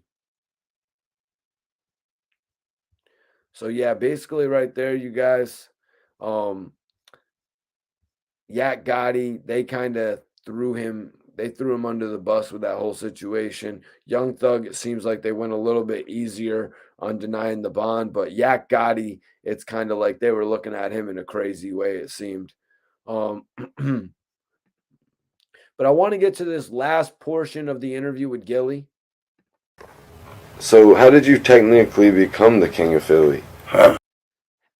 Gillie was a little bit flabbergasted by this question, I guess you could say. So how did you technically look at his facial expression when I ask it? Become the king of Philly? Huh? Oh, just to add on a question. How did you technically become the king of Philly? Huh? Guys, you know, like I was just wrapping up the interview with Gillie, and I was just like, you know what? Let me ask him this one more question about becoming the king of Philly. Maybe he has a few more things he could say about it. Oh, just to add on a question. Oh, okay. Let me just tell you something, right? This is how I became the king of Philly. I love how he just rocked with it, though. I'm like, it's just an add-on question. Oh, let me tell you. Right. Gillie's about to give 11 reasons why he's the king of Philly, you guys. Because you could pull up footage on the internet where Freeway is like, yeah, I'm sitting here with the king of Philly, right? And you could pull up footage with AR Ab, my nigga King Ab, where he like, yeah, I'm King Ab, man. This the king of Philly. I mean, it's on YouTube. You could pull up footage with Meek Mills at the First Union Center. You know what that's at? I mean, the Wells Fargo. You know what that's at? Sorry, Gil. I don't know where that's at, bro. I literally smoke like 10 blunts a day. Huh? No. That's where the Sixers play. And guess what Meek Mill say? I know y'all know Gillie who this Da Kid. is. I'm about to bring the king of Philly on stage, right? Okay, yeah. You could pull up footage with me and PD Crack. But PD Crack is like, yeah, I'm chilling right here with the king of Philly. That's why I'm the king of Philly, Mike. Because if I walk out these motherfucking doors right now and we see some motherfucking pedestrians in the streets, some regular civilians that work at Walmart and work at the movie theater and work at these law offices downtown, guess what the fuck they gonna say, Mike? What's up, King? Damn. Alright? You know why I'm the king, Mike? Because when these young niggas trying to get to the radio, Mike, guess who the fuck they call? When these young niggas popping and they really trying to get to the radio, guess who they call? And guess who look out for them? Huh? How many niggas in this city I done got on the motherfucking radio, Mike? Oh, you don't know, do you, Mike? Well, I'm gonna tell you what it is, Michael. That's your real name, ain't it? Michael motherfucking T, the movie star. Let me tell you how many it is, Mike. Oh my God, Gil really had to go in on me there. Michael T, the movie star. Really, Gil? Really? Oh, fucking lot, Mike. Damn it. All right, Mike. I've been giving out turkeys on Thanksgiving for how many years, Mike? And I'm a fucking Muslim, Mike. I don't even celebrate Thanksgiving. You hear me? Shit. I don't do it to celebrate the holidays. I just didn't want to see a bunch of families starve that day. You feel me, Mike? You know how many years I've been doing that shit, Mike? You know how many schools I done run around to, Mike, and talked to the motherfucking kids and made a difference and showed them niggas that it is a way. You ain't got to do what everybody else do. Because, see, we from a city where everybody do what everybody do. But guess what, Mike? We ain't every motherfucking body, man. All right? So when you ask me why I'm the king of Philly, Mike, I just gave you 11 motherfucking reasons. Damn. There was 11 reasons in there. I remember I was just saying that he had 11 reasons, but the conversation was just going so well, I really didn't even count out the 11 reasons that he said. And if you want, I can give you 11 motherfucking more. Oh, you get the point? All right, Mike. All love, baby. Mikey T, the movie star. Right. That was great. That was great. Gillie ended the interview like that. Gillie was just done with He's like, right. You know what I mean? He was just done with the interview at that point, man. Gillie is hilarious, man. Yeah, man. Gillie is the best, man. I really appreciate him for all the love he showed me over the years, man. I really do. Gillie is really the best, dude. Gillie is really the best, man. Definitely appreciate him for all the interviews over the years, giving me opportunities when he has. What a dope interview right there. We spoke about 6ix9ine. He actually spoke about 6ix9ine checking in. He said it wasn't a check-in, but Gillie said when you do check in with him, you're usually good. You're always good. Not usually. You're always good. We spoke on Troy Ave, which Gillie didn't know much about, but he knew what was going on, obviously. You know what I mean? He knew what was going on because of the fact that, it's on tape what happened to Troy Ave. You know what I mean? Unlike Shine's situation, the Troy Ave situation was actually on tape. Let me take a look at the poll here. Will Young Thug tell on YSL? 65% of the people say no. Hell yeah. Everyone's rocking with Thug. We're staying behind Thug. We're staying loyal. You know what I mean? Thug's going to come out of this one strong. Only thing is they might have him hemmed up for a little bit of time. You know what I'm saying? The only thing is they might have him hemmed up for a little bit of time. So that kind of sucks. You know what I mean? That sucks that we're getting one of our favorite musicians taken away from us in the game. You know what I'm saying? But we're going to have to wait and see what happens. We have quite a bit of time until his trial. As they're saying, all of their trials are pretty much being bunched into January 9th of 2023. All the trials have been bunched into to January 9th of 2023. If anybody has any open questions, I'm going to take some open questions now. If anybody wants to ask me anything, it could pertain to the interview that I did a replay of, or a watch along, as I call it, and or it could be about Whack 100 on Young Thug snitching on YSL. You know what I'm saying? It could be whichever of the topics that you want to hear about, or it could be a question at random.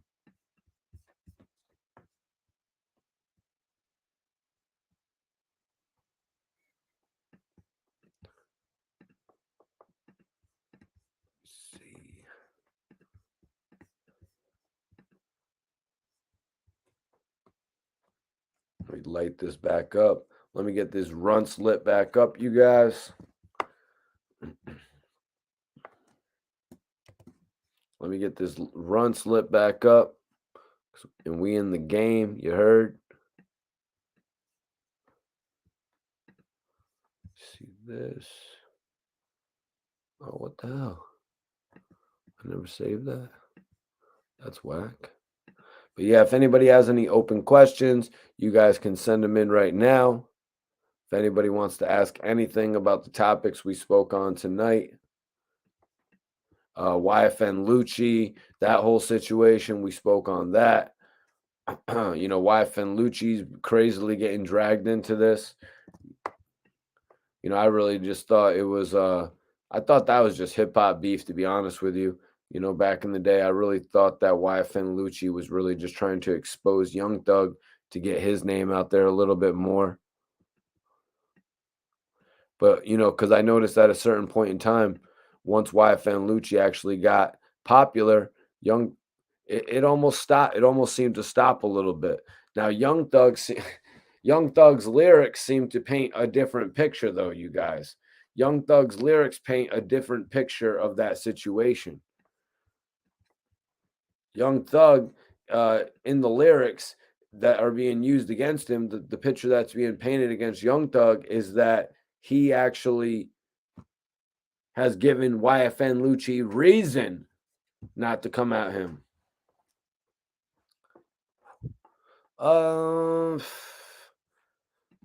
My guy says, do you believe they set up Shine during that time, Mikey T? I actually felt bad for Shine during that time.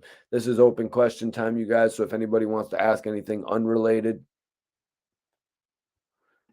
do I think Shine was set up in that case? You know, Shine was separated, I believe, from Diddy's. Shine was actually from having the same lawyer as Diddy. You know, Diddy could have actually came to the aid. Diddy could have actually come to the aid of Shine, but it may have costed Diddy. Diddy was more than likely, Diddy, I believe, was advised not to do that. But I don't believe he set him up. Diddy just played his own cards.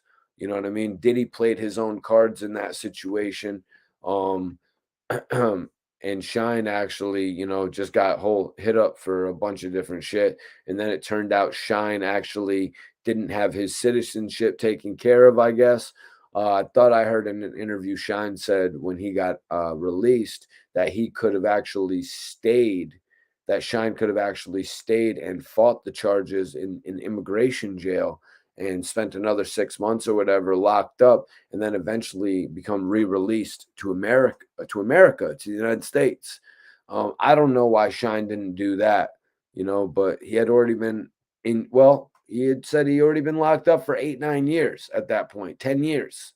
Shine was locked up for quite some time, you guys. And Shine actually was like, I was done with it. I was done with that shit. I was over it. I wanted to go home.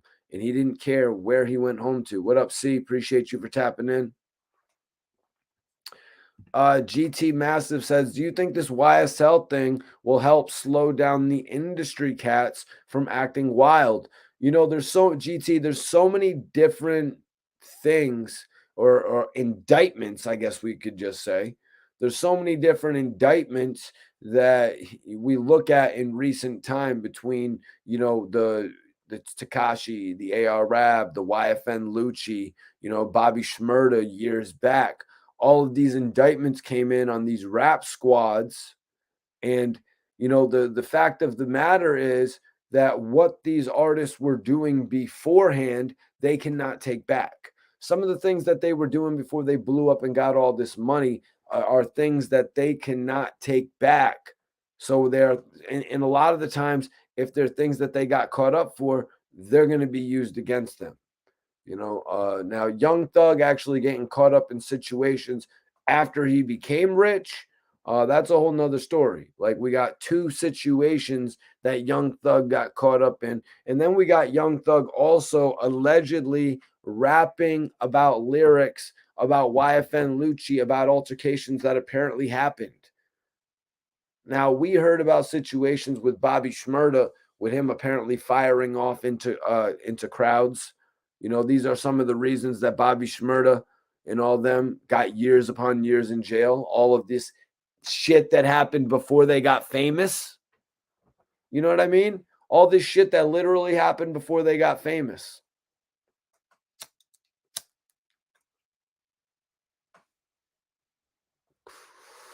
So, GT, to answer your question, it's not so much about that, because at the beginning, they're not thinking about slowing down. They're thinking about getting money by any way possible. They're thinking about filling their pockets any way they can, because their pockets are empty. You know what I mean? A lot of the time, the rappers that come up in the game, they're not working. A lot of the rappers are not working bagging groceries like 6ix9ine was to make money. You know what I'm saying? A lot of rappers were not bagging groceries to make money. They were trying to become rappers. They were spending their money on their CDs. They were spending their money on their artwork. Look at, let's use Moneybagg Yo as an example, because he's one of the rappers that was actually humble enough to come to the table and say, you know what? I spent my last every $200 I ever got, I spent it on making music. And I don't know how they did it, but they got the bread up and got that Young Dolph feature. And when they got that Young Dolph feature, you guys, there was no looking back.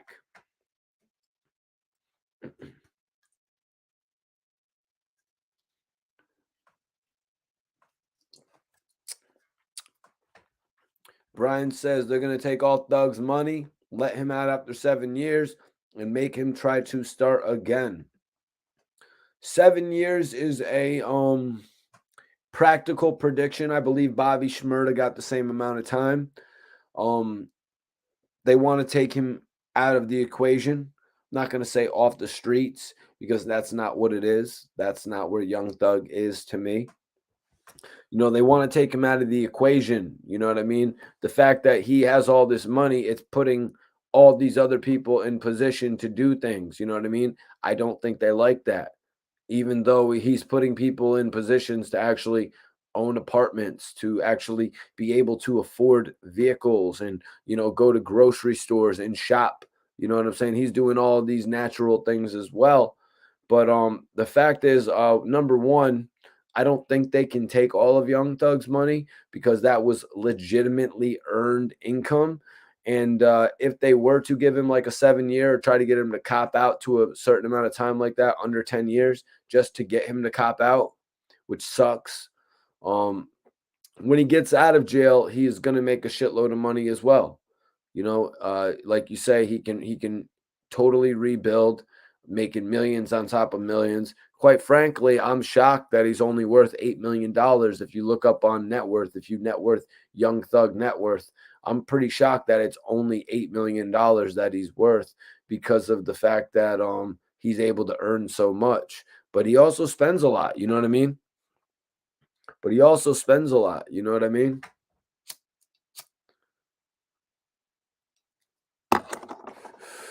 Yo, go look at some of the videos with AR Rab, and you will find the information on there, man.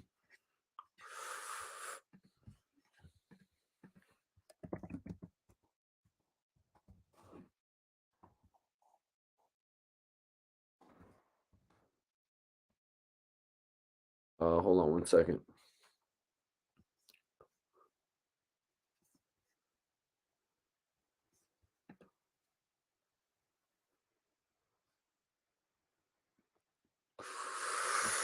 Smoking on some runts right now. Oh shit, there's that blue apricot. There's that blue apricot, baby. Yes, sir. Yes, sir. Hold on one second. I actually just found the address. Actually just found the address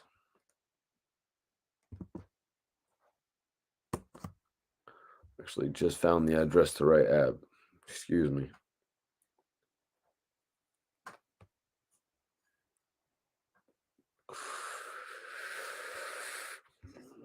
But yeah, so Yfn Lucci's name keeps getting dragged up in this case, you guys. Yfn Lucci's name keeps getting dragged up in this case. You know, this Yfn Lucci evidence that they're presenting is one of the reasons that they're saying that Young Thug is a danger. So they're saying Mr. Williams got into a beef with another rapper by the name of Rashawn Bennett, also known as Yfn Lucci. At some point, Lucci's at some point they had a song called Bad Boy, which says, "You better watch the way you breathe around me, for that breath be your last, boy. Smith & Wesson 45 put a hole in his heart. Better not play with me. Stay with me." Young Thug rapping on his rapping about alleged altercations. Young Thug rapping about alleged altercations on his records.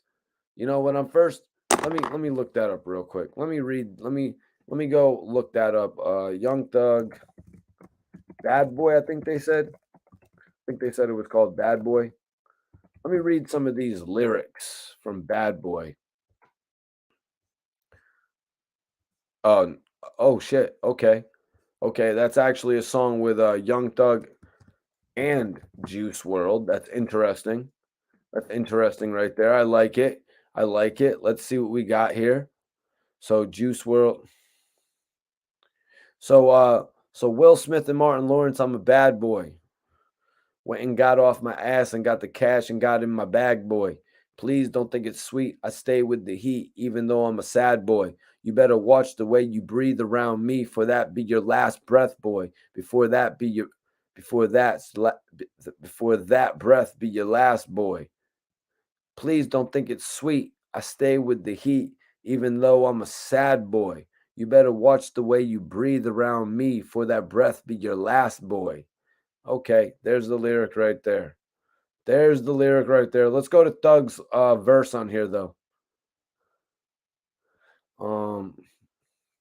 Sticky, sticky Ricky, I smoke Skittles, not no sticky. I shot at his mommy, now he no longer mentioned me. Thought. He said thought after that. Let's see what Genius actually has written up about this. Oh no. Oh my God. Wow. He said, listen, sticky, Ricky, I smoke Skittles, not no sticky. I shot at his mommy, now he no longer mentioned me. You say you want smoke, and I've been coming down the chimney. You got barbecue, your bitches, I'm so fried they crispy. I had on Margellas when I shot at that. Act like you want war, they gonna smoke you like a blunt. I'm keeping it real with you. I'm just keeping it blunt. Porsche Carrera got the pipes out the back like a skunk. Yeah, skirt. That's just the sound of the vet. I keep me the vet. I keep me a text. I read your message. I bust on her chest. I made a mess. I hope for the best.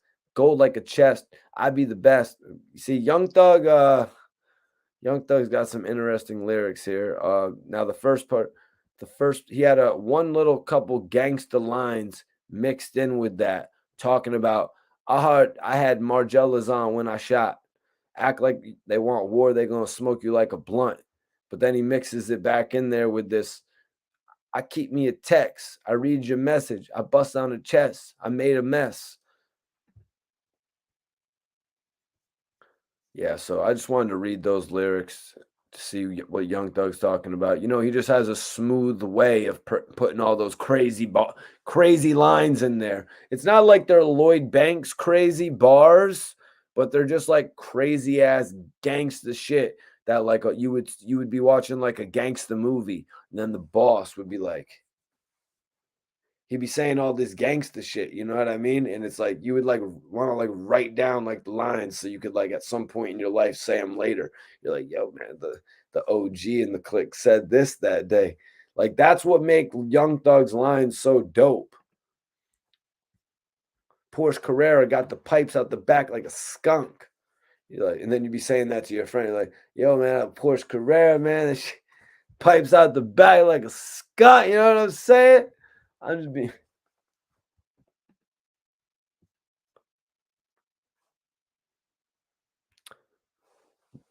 What do you think about Game's album, Drillmatic? Do you think it has too many songs on the album? Why does it have too many songs, man? 30 songs on the Game's new album. He's kind of taking it a different route. You know what I mean? He's kind of taking it a different route. He wants to go that route where he's actually putting out, you know, a bunch of music to sell to the people. He's going with a gimmick for it. 30 songs, probably for $20 or whatever. You know what I'm saying? He's going whatever he's going to sell it for. Do you know what he's selling the album for yet? I highly doubt it's going to be 30 songs for $12 on iTunes or I don't know how they're going to do it, man. You know, a lot of times when they do these records with 30 songs, they're really doing that to actually entice the people. So that means I guess that means Drillmatic is technically a double disc. Okay, Nightman on that Gorilla Glue and Popcorn Haze. All right, those sounds like two good strains. I'm actually on this Runts right now. I think the next one I'm going to put in the air is the Blue Apricot. That's what I think I'm going to do next, actually.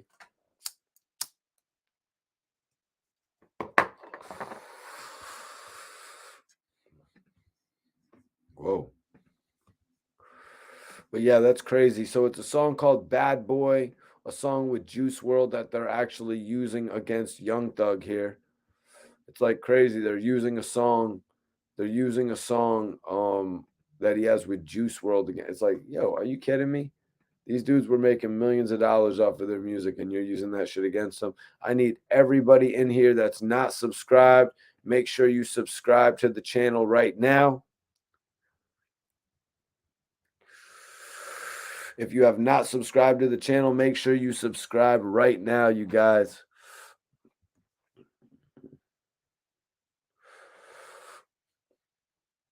Domination is locked up right now for a few more years. He's been locked up since 2011.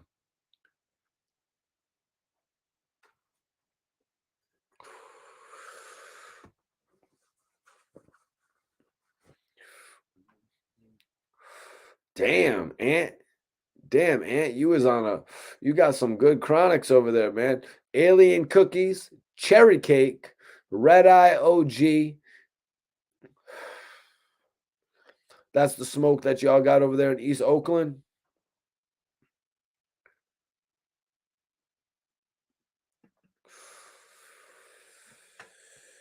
That's the smoke you got over there in East Oakland, baby. Let me see. I see a comment right here that's popping up about the Game's album Dramatic.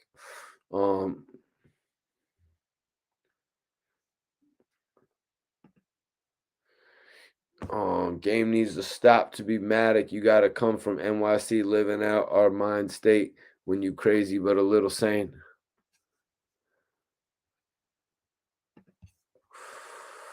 Big Moochie, great. Yep, Big Moochie Grape is dope, man. I would love to do an interview with Big Moochie Grape.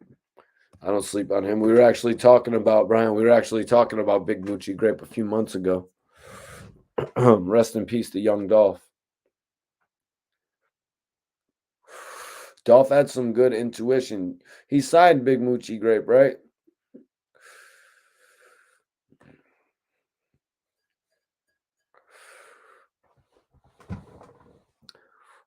I got my own podcast thing going, man. I'm doing my own thing. You know what I mean? I'm on here doing my own thing.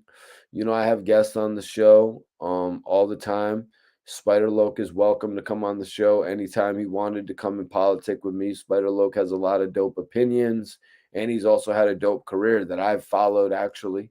You know what I mean? When Spider Loke got signed to G Unit, I was excited about 50 Cent taking on another West Coast artist after everything that happened with the Game. I followed it. You know what I mean? The West Kept Secret. They actually put out the prequel, you know, and at that point I was like, okay, they're actually going to do this. They're going to put out the prequel. Kind of reminded me of what they had done with Cassius's album before Cassius actually dropped his debut with Shady. He put out a EP with Shady. You know what I mean? They put out a little EP. What was that EP called again, you guys? That Cassius actually put out with Shady. Was it just called Loose Cannon?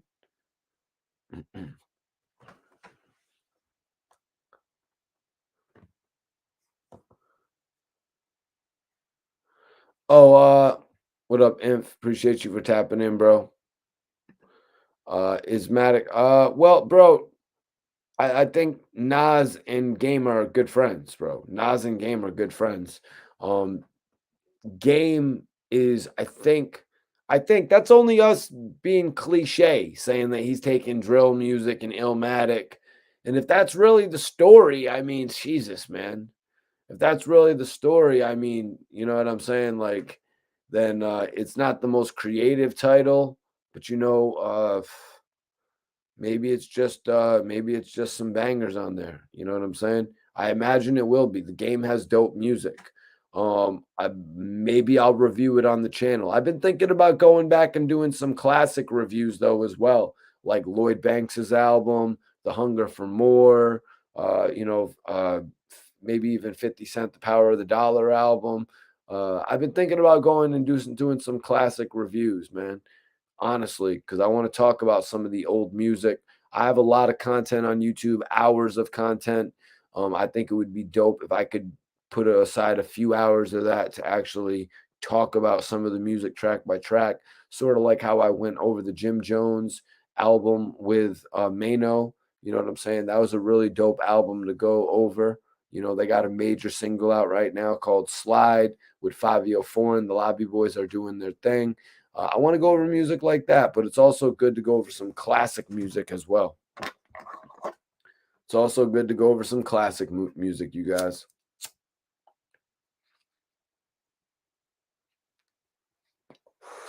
Let me see what's going on here. Big Blunts is here. Big Blunts. I'll leave it to you to smoke the little ones. I'll leave it to you to smoke the little ones.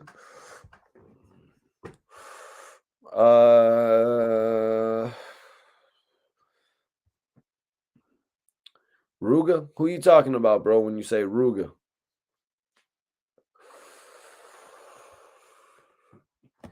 Man, I appreciate everybody rocking with Young Thug. We're all riding with Young Thug, man. We're all riding with Young Thug. That's right. We're all riding with Young Thug over here. We ain't on that other shit, man. We're riding with Young Thug over here, man. Yfn Dot got that wedding cake in the air, blazing on that wedding cake. Okay, bro. Okay, bro. Oh, FBG's cousin? Okay, FBG Ruga. All right. Nightman, what's his IG? Definitely want to link with some of those guys from Chicago, man. You know, I love that sector of music. Chicago, Philly, you know what I mean? All these cities, man. LA, the Bay, you know what I'm saying? All these different cities of music shit. You know what I'm saying? Millie's putting on for Cambridge, you know what I'm saying? Blanco 5 out now. You know what I'm saying? All these Harlem, Brooklyn, all these different cities. All these different cities.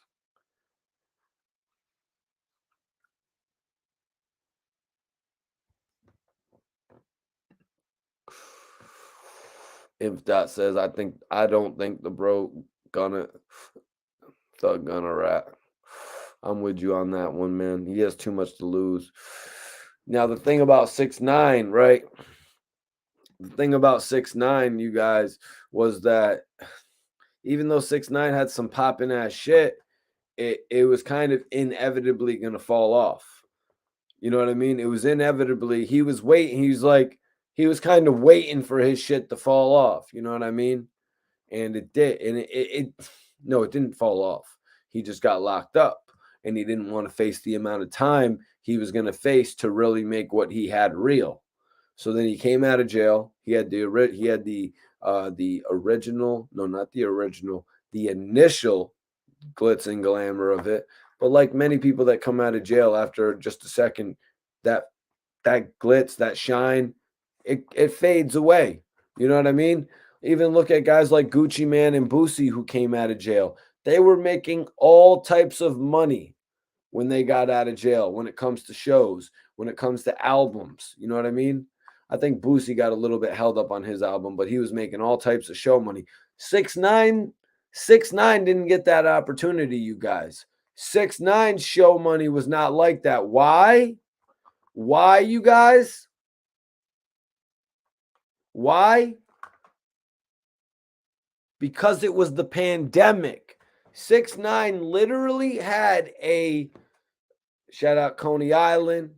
6ix9ine literally had a #1 record in the middle of the pandemic. He was not able to tour that record. That's why other guys coming out of jail, like the two I mentioned, Gucci Mane and Boosie, those are the prime examples because they came out of jail and their show numbers, their show prices tripled. Or, tripled. Let's say tripled. Let's say tripled because those guys were doing major show numbers at the beginning.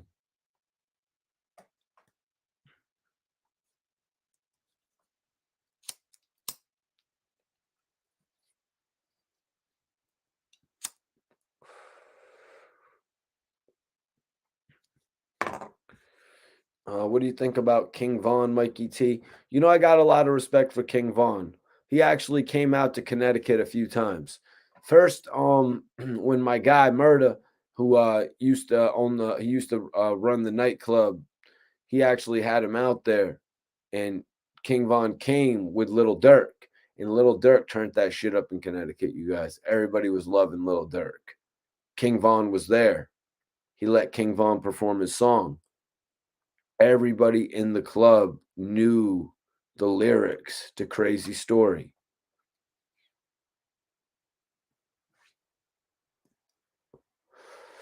Everybody knew the lyrics to King Von's song, you guys. They rebooked King Von to come to Connecticut on his own. King Von came back to Connecticut on his own.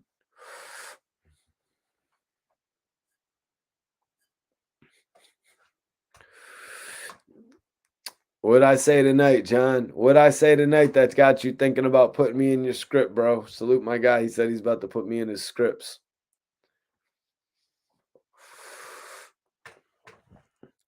So, anyways, when somebody tells you they're going to put you in their scripts, you kind of lose a train of thought. Oh, yeah, I was talking about King Von. Rest in peace. Rest in peace, King Von. You know, he actually came back to Connecticut on his own, and he turned it up. You know what I mean? And at this same nightclub, my bro had Moneybagg Yo. You know what I mean? My bro had the Baby, all these people. You know what I'm saying? And King Von packed that bitch out. You know what I'm saying? Now, Troy Ave is a different story. Troy Ave is a different story, not one I'm going to talk about on tonight's podcast.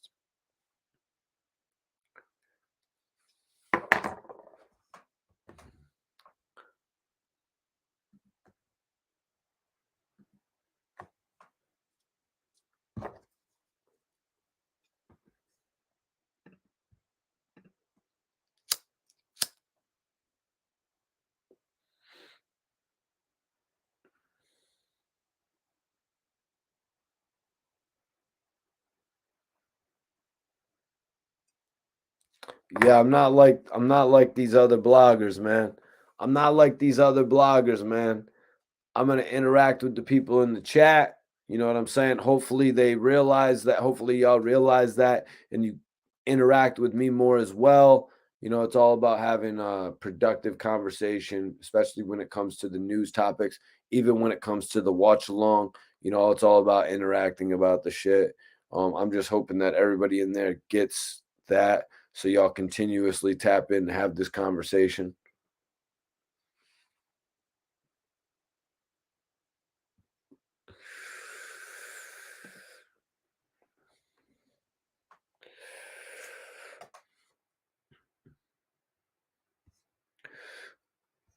No, well, we're not touching on that. RG, we're not touching on that Gillie and 8 Ball situation until Gillie officially responds to it. Gillie officially responds to it, and you know, $1 million worth of game is not really triggered towards the OGs. You know what I mean? $1 million worth of game is really towards the new artist, as Gillie has said multiple times. But we're gonna have to see what happens with Gillie and 8 Ball and MJG because they were label mates back in the day on Suave House.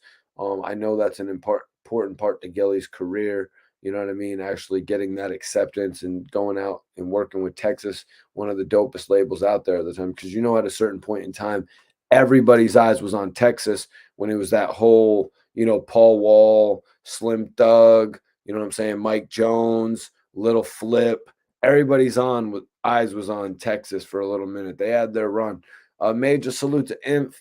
And actually, out of the Texas, you know, we got South by Southwest now, so that's one of the biggest things in hip hop.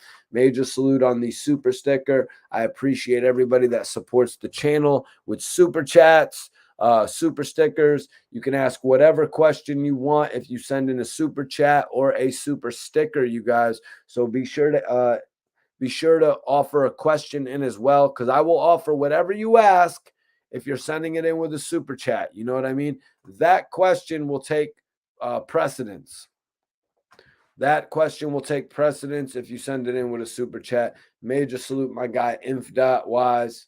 And also, if you want to promote some of your material, you know what I mean? If you have a link that you want to promote your joint, just throw it up there. But also, if you're an upcoming artist and you want to promote your material, send in a $50 super chat and I'll let you come on the live and chat with me about your music and shit like that. I'll send you a StreamYard link. You can tap in. Different shit like that, you guys. But yeah, RG, we will address the whole Gillie and 8Ball situation at the proper time. Honestly, I was thinking about going over the rest of Gillie's conversation with Whack 100. You know what I mean? Gillie and Whack 100, that whole thing right there, you guys, it's like what their interview is one of the most, it's like the biggest, it's like an argument. I don't, is it an interview or is it an argument? Is it a debate or is it just an argument? But whatever, it made for a hell of a piece of content, and that's why Gillie is becoming a trendsetter, the way that they're doing things and the way that they're even, making the other entities be accepting towards them. Paul Wall and Chameleonaire, didn't they have beef at one point? I think they may have had some sort of issues, but the way that they handled it in Texas is that I think like they ignored it or something like that. Paul Wall just couldn't be denied. He had a #1 album with the People's Champ. He was catching the cosign. Didn't they have the record? Who was on Tippin'? Was it Paul Wall, Mike Jones, and Slim Thug? Somebody correct me. Somebody correct me on that one. It might not have been. Correct me on that one, you guys. Who was on Tippin'? Yeah, Brian. Yeah, you're right. Yep. And I forgot to mention Chameleonaire as well, but he was another rapper down there. And that's why I think at the end of the day, Gillie, because that's one of the main stories Gillie actually told me. You know what I mean? That's one of the main stories that Gillie told me when he first actually went down to Texas and did the deal with all them dudes and Tony Draper. That was one of the biggest parts of his career. Of course, he parlayed that into working with Gillie, working with Birdman. As Turk told me in an interview, Birdman actually took some interest with Dutch. Crazy, right? Dutch and Spade. Dutch Major Figures. Dutch actually drawing interest from Birdman, drawing interest from Jay-Z. You hear what I'm saying? Yeah, these guys from Philly were drawing attention from some of the most mega billionaires in the game. Not just millionaires, billionaires, you guys. Yep.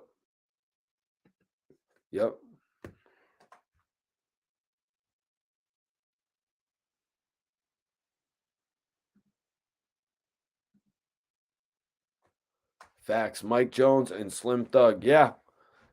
So that record right there, Chameleonaire was bigger than all of them. Chameleonaire was bigger than Mike Jones. He was bigger than Slim Thug. He was bigger than Paul Wall. Chameleonaire was arguably had the biggest single out of all of them out of Texas. Even arguably Little Flip, because Little Flip's big single was the girl joint. You know what I mean? What was the girl joint? Sunshine. Riding Dirty. I think Riding Dirty was a bigger. Let's do a poll right now, you guys. I'm going to change the poll up.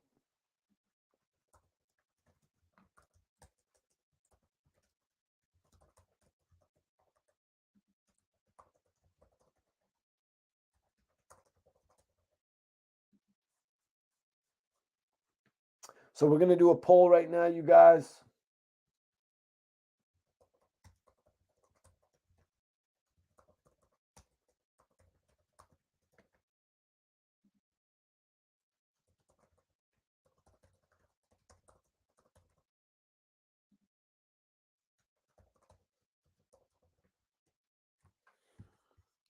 We're putting up a poll.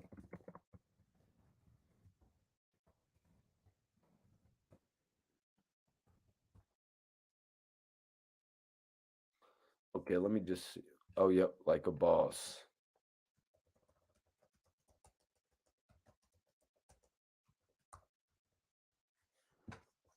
Guys, I'm about to put a poll up. I need y'all to vote on it.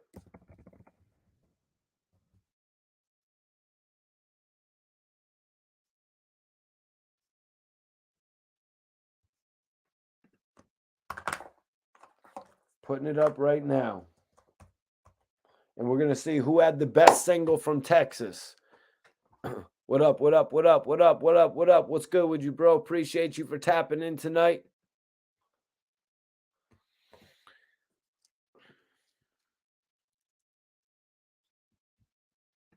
Riding Dirty was a bigger hit. Both songs were great. Okay, yeah, so I'm not tripping on that one. I'm not tripping on that one. Let's go. Biggest song from Texas. Everybody vote in the poll right now.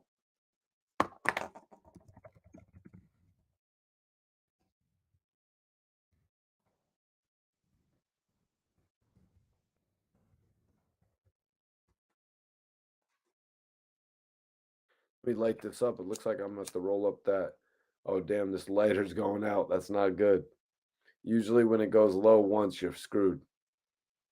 Yeah, RG, this is a tough poll. Young Dolph, my guy Young Dolph with the Young Dolph memorial name says, T.I. got Lil Flip too, didn't he? T.I. got Little Flip and he got Ludacris, let's be honest. T.I. got Little Flip, T.I. got Ludacris. You know, T.I. did not get in, you know what I mean? T.I. was not playing when he in this rap game. You know what I'm saying? What was the diss songs with T.I. and Little Flip though, man? Just because everything with T.I. and Ludacris was just so in your face. You know what I mean? Like the Stomp record, the fact that T.I. started outperforming Ludacris. How he got Luda? He got Luda because he started outperforming Luda. Look at the album sales. Ludacris tried to suppress T.I. and T.I. blew up bigger than Ludacris ever got. If you look at T.I.'s sales, T.I. started doing 400, 500, 580,000 units sold in a week. Ludacris did not have those numbers. Ludacris, Young Buck, 50 erased T.I.'s song of Stomp. You messing with me? That's Ludacris. I think T.I. actually said something like that.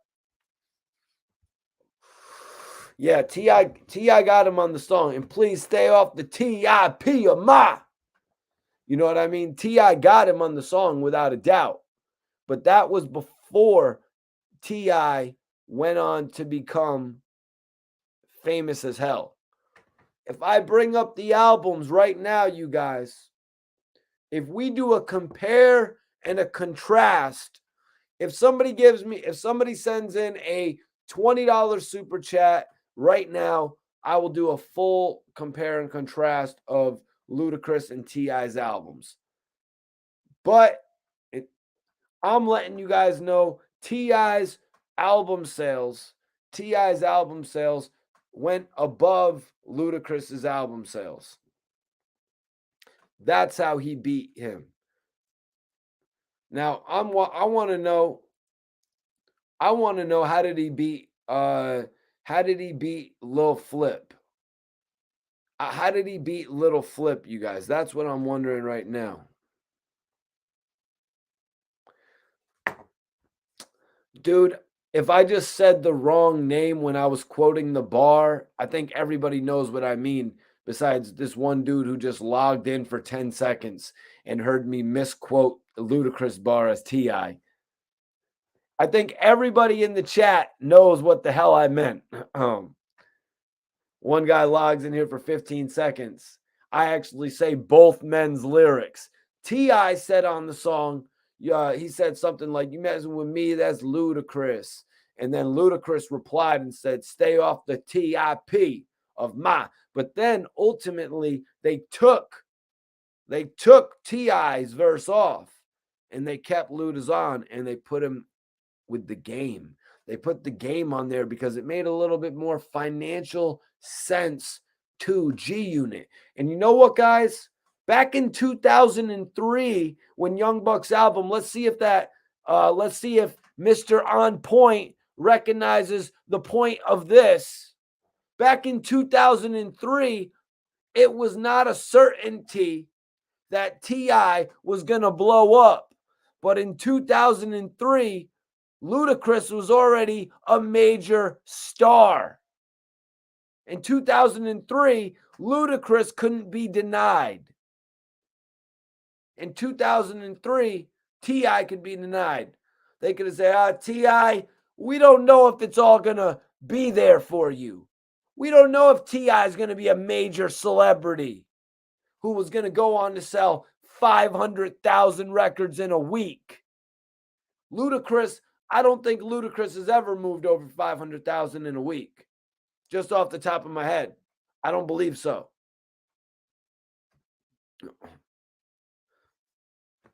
Yeah, that's what I was thinking, RG. I was thinking the situation with T.I. and now what was the situation?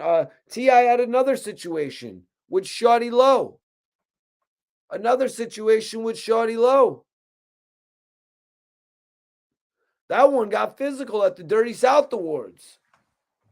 You know what I'm saying? That one got physical at the Dirty South Awards. I actually spoke with Shawty Low about that situation. Rest in peace. Rest in peace, Shawty Low.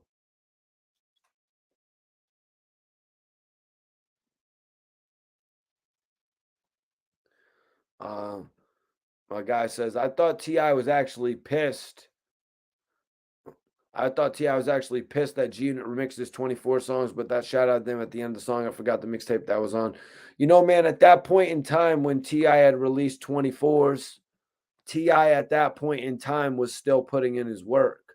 You know what I mean? T.I. was actually still building up his career to become the major guy because he had his street anthems right there. Rubber Band Man. He had his street anthems. He had 24s. And little did we know that T.I. would go on to create so much bigger anthems from there. And I've got to say, you guys, T.I.'s got the bigger anthems than Ludacris. You know what I mean? Because they have a little bit more of a street edge. That's why I kind of like the T.I. ones. But also, they've been more commercially sought. You know what I'm saying? Not to say nothing about Ludacris. Ludacris's shit was a little funny. You know what I mean? I'm not talking about in a goofy sense. I'm talking about the fact that Ludacris brought comedic elements to what he was doing.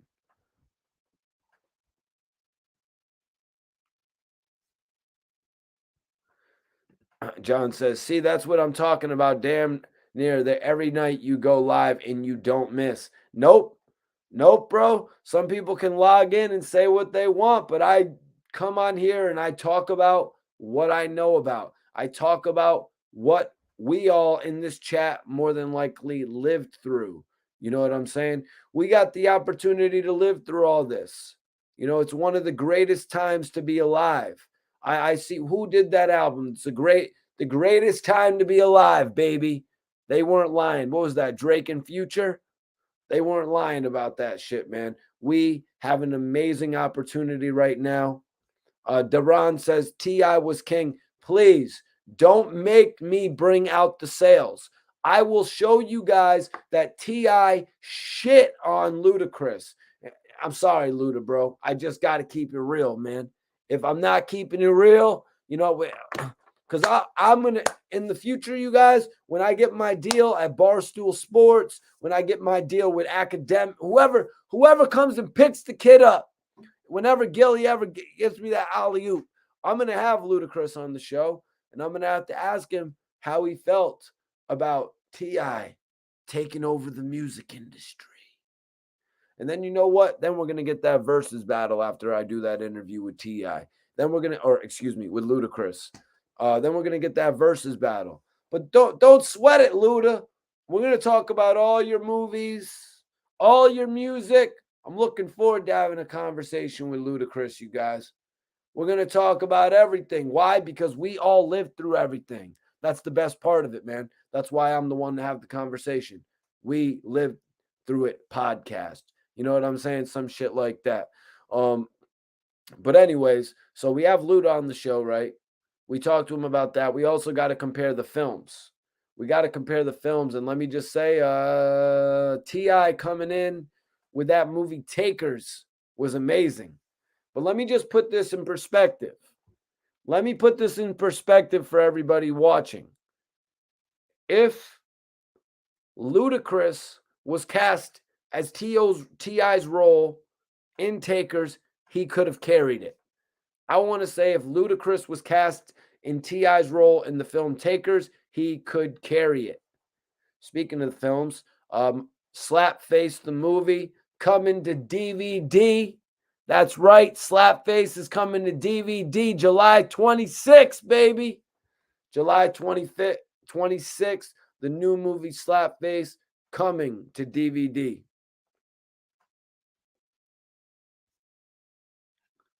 Ludacris, what's your fantasy? Damn, that takes me back. Okay, yeah, Luda had a lot of hits, man. Luda even jumped back in his bag and did the Best of Both Worlds album. He jumped into his bag with Shauna and did an album. You know what I'm saying? Even in more recent years, when he dropped one of the last Fast and the Furious movies, he dropped another album. Now, who's more famous now? Who's doing the better things now? Yep, I knew that. I knew that light was going out. I should have rolled up another L. It is what it is. Sour diesel. We got some sour D's over here, you guys. We got some blue apricot. You know your boy is smoking good. T.I. was actually Ludacris was in that movie. Ludacris was actually in the Hustle and Flow movie. Bro, at that point in time, T.I. wasn't looked at in the same way. You know what I mean? At that point in time, T.I. wasn't looked in the same way. T.I. became a bona fide superstar, man. He started selling, he could move, he sold over 500,000 units or close to 500,000 units in a week 3 times. You know what I mean? T.I. was a bona fide superstar. It wasn't until everything happened when he went to jail and then it was over for him. You know what I mean?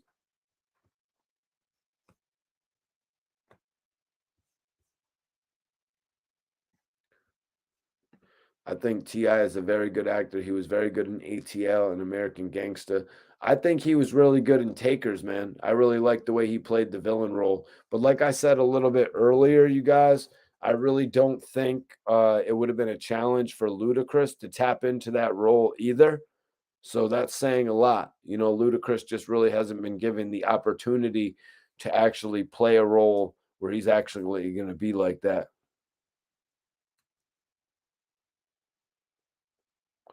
Oh, damn.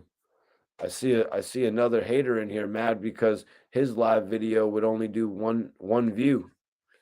It's got to be rough. It's got to be rough, Johnson. Guy comes in here with the weird ass name too. We got Dwayne Johnson in the building. Sorry, it's not The Rock. Guy comes in here.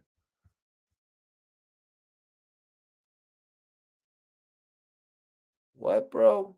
Yo, don't be coming in here like a bozo and asking me where I'm from, bro. From Connecticut, man. Oh, damn. They all came in here. What's up? What's up? I'm my own meal ticket. You don't realize who's on these live videos every night talking? It's me. It's me talking every night on these live videos, giving people the real shit. I'm sorry. I'm sorry if you only have 2 people logging into your live videos. I'm sorry if you only have 2 people logging into your live videos. That's not the case over here. I've been doing interviews for 12 plus years. I've been doing interviews with Lil Wayne, Rick Ross, French Montana, Max B, Yo Gotti, Young Dolph, Lil Durk, Scott Storch. You know what I'm saying? The Vado. The list goes on. AZ. You know what I'm saying? Like the list goes on. Like, for you to come in here and try to tell me I made my career off of one thing or another. I have people saying, oh, your career was made off of this guy, Bangum Smurf. Your career was made off of AR Rab. Your career was made off of Gillie Da Kid. What? I'm the one who every single day put videos on my YouTube channel. I'm the one who drove thousands of hours to put out my content.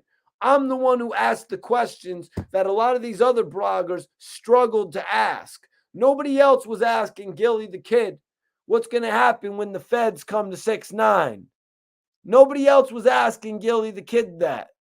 Nobody else out there asked AR Rab, yo, what do you think about 6ix9ine checking in with Gillie Da Kid? Nobody else asked these questions.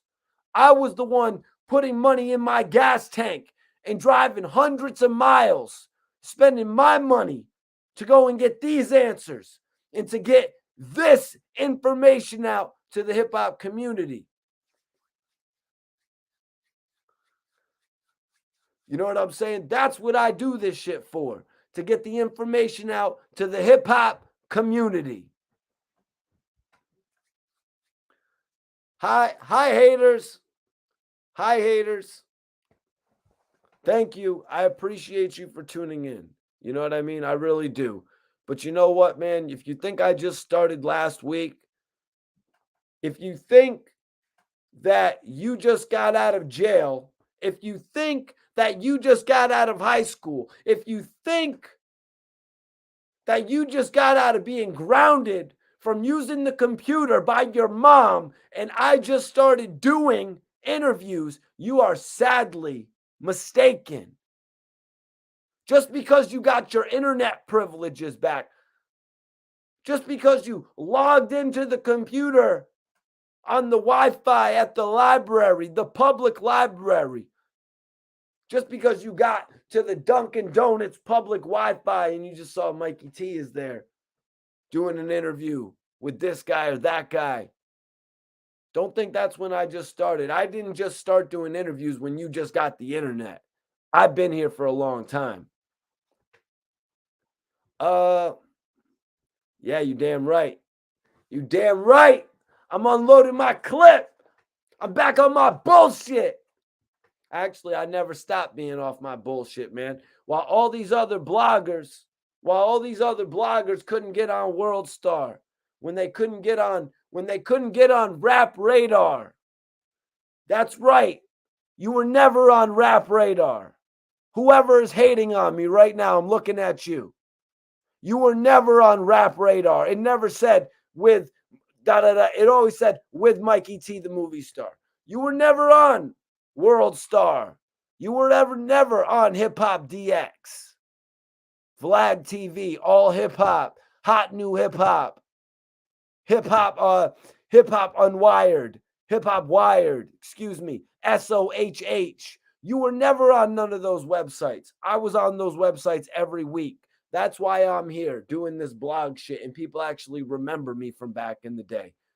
You know what I'm saying? What you gonna do when Mikey T runs wild on you, brother? What are you gonna do? Because when you make a video about me, I'm gonna make about 6. I'm gonna make about 6 videos on you. You know what I'm saying? That's why you're not gonna see nobody talking about me. You know what I mean? That's why you're not going to see nobody talking about me. You know what I mean? Because they know I'm about to end their career. I'm the 50 Cent of the blogs, you guys. I'm ending bloggers' careers. I'm ending rappers' careers. I'm ending video directors' careers. Any of it. You're all on the list. What did 50 say? Terminate on sight. I'm the 50 Cent of these blog shits. There's a problem. There's a problem when Mikey T got a bag of ammunition like this. I ain't playing, y'all. I ain't playing, man. I got a bag full of shit on y'all. I ain't playing with y'all now, man. Y'all the industry's got a problem. I'm here now. This is How to Rob Mikey T, the movie star. Power of the dollar, Mikey T, the movie star y'all got.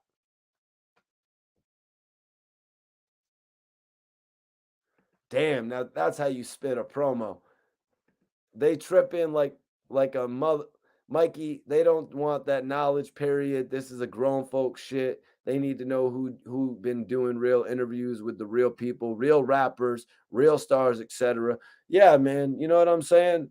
You know what I'm saying? But in all reality, I had to jump on the camera. You know what I mean? In all reality, I had to jump on the camera. It was time. You know what I'm saying? I had to jump on the camera and do my thing. You know what I mean? I had to jump on here and start doing my thing, voicing my opinion, because this is the age. This is the new age. It's 2022. It's not 2012 no more. I done put in all those man hours driving. I done burned out cars. People about talking about putting money and invested in this shit. I done burnt out cars. I'm talking 300,000 miles on cars. I'm talking about buying new cars.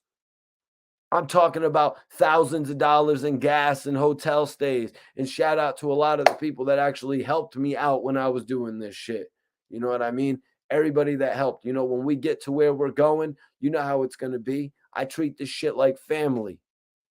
When I get to where I'm going, you know how this shit's going to be. I treat it like family. We're all going to be in the Ritz. You know what I'm saying? We're all going to be in the Ritz acting a fool when Mikey T, the movie star, gets where he needs to be. And that's why I'm on here working my ass off every night. We're going over the news. You know what I mean? We're looking at some of the old exclusives, but it seems like now I'm going to have to start airing some shit out. You know what I mean? It seems like I might have to start airing some shit out. If anybody wants to know about the Snatcher Gang, if anybody wants to know about the Snatcher Gang, getting the 6ix9ine chain. I'm waiting on the Snatcher Gang to get the 6ix9ine chain. All the word came from Gillie, man. You're going to have to rewind the video. Rewind the video or send in a super chat and I'll play it again.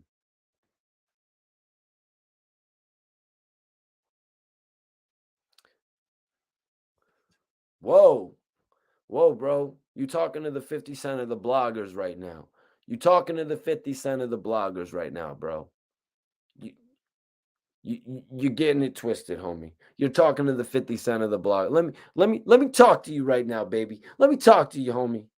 Let me tell you a little something. Let me rock you to sleep, little boy. Let me tell you a little bedtime story so you can take a little nap. You know what I'm saying? And he's sound asleep. Give him a little story time. You know what I'm saying? Give him a little story time nap, and he's to sleep.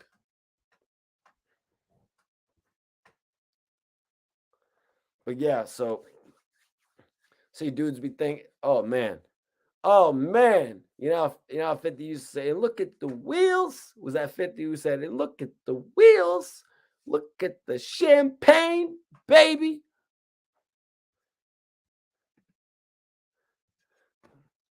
Mikey said, you're welcome. You are welcome. My guy, Young Dolph. What do you think about MREC TV? My guy is asking, what do I think about MREC TV? You know, MREC is a guy that I've actually known for quite some time. You know, we've corresponded for quite some time. I want to say we've met once, possibly twice. Once, possibly twice. MREC has really taken his drive for making the content, putting the content out there, but now also working his YouTube channel. You know, he has really transitioned over on his YouTube channel accordingly. You know, that's something I got a lot of respect for MREC about. But also MREC and Doggy Diamonds on Forbes DVD put up my first interview with Freaky Zeke. That's right. World Star put up my interview. Forbes DVD put up my interview. And that's pretty much how I got started in the game. You know what I mean? And I took that blueprint of putting my interview on all of the websites. You know, my first interview with Freaky Zeke hit all of those major websites. You know what I'm saying? And then I just took that blueprint and started running with it. I started putting I didn't sign with nobody. You know what I'm saying? I never really got any great offers to sign with anybody that jump into Accept. So I was really just on the independent grind. But then like I dudes like French Montana were telling me like, yo, I thought you were signed. You know, you were doing such a good job. I thought you were signed. I'm like, oh shit. A French Montana wanted to sign me. Like, god damn. Like, you done. No, you're not really, because dudes is thinking that you're signed and shit like that. So I'm running around putting out blogs every single week, you know, and people was just looking at, you know, seeing my name everywhere and shit like that. And so I wasn't getting any really, I was thinking it wasn't about, actually, you guys, that's not it. It wasn't about getting an offer for blogging back then. When I first got involved in this shit, we were working with different labels. You know, when I first got involved with this, Bang 'em Smurf was working with Maybach Dice. They were under Rick Ross. Well, Lil Young Dice, who Rick Ross wanted to call Lil Dice. He was under Maybach Music. They were trying to get a deal with him over there. So we were really thinking we were going to start working with Maybach Music back then. At that point, Ross only had Triple C's and he had Mass Pike Miles, but then he signed, you know, Meek Mill and all that. So at that point, I really wasn't thinking about doing it on the blogging tip, you guys. You got to understand. I'm running around thinking we're about to, if Smurf never was deported, you know, we would add a major MMG deal. Then I started running around with Scott Storch, you know. I started running around with Scott Storch, you know what I'm saying? So honestly, I was thinking about blowing up along those lines, not coming on here and doing it like this, you know, but I realized this is the new wave, actually coming on here, reporting the news, giving your take on it, you know what I'm saying? All these different aspects. Hell yeah, man. That's another thing in regard to MREC. That's another thing about MREC. You know, I've actually reached out to MREC in recent times, and I would definitely love to do a segment with MREC. You know what I mean? We'll have to see how it goes. You know, I recently locked in with 10 Toes Down, and that was dope. You know, we actually were on here talking for like 2.5 hours. You know what I mean? The conversation was just a vibe with 10 Toes Down. It's usually how it goes. You know what I mean? When you got some people in here, you never know who's watching the live stream either, you know? Because I noticed 10 Toes Down was actually in the stream, so I reached out. I noticed Freeway was in the stream, so I reached out. You know what I'm saying? Let me take a look at this poll, though, because that's what I do want to know. I want to know what the hell's going on with the poll, you guys. We had the best Texas song. We're doing the best Texas song, and I'm interested to know who takes that, actually, because we've got some worthwhile contenders in here. Bigger record from Texas. Bigger record from Texas. Little Flip, Sunshine only has 6% of the votes. That is crazy. Sunshine from Little Flip only has 6% of the votes. Everybody vote right now. Much love to much love Oregon. Much love to Oregon on the check-in. Well, you're a part of it, bro. We need a Mikey T mob. KI Beats, Riding Dirty is still dope. 2022. Jen, did I mess up the live podcast tonight by handling those haters like that? I kept it going a little bit too long. Sometimes you know what I mean? Sometimes I kind of go in, you know what I mean? I'm sorry about that, y'all, if I ruined the podcast for anybody by doing that. But I kind of felt like I got on my young 50 Cent shit where I was like, let me talk to you for a second, babe. I got on my Mikey Curly shit, you know. Let me talk to you. Let me talk to you.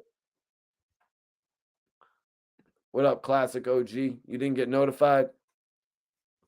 No, Mikey, I got your back. It was needed. Respect. Respect to you, Jen. Respect to you, Jen. Get you modded up. Let me get you modded up. Let me get you modded up, Jen.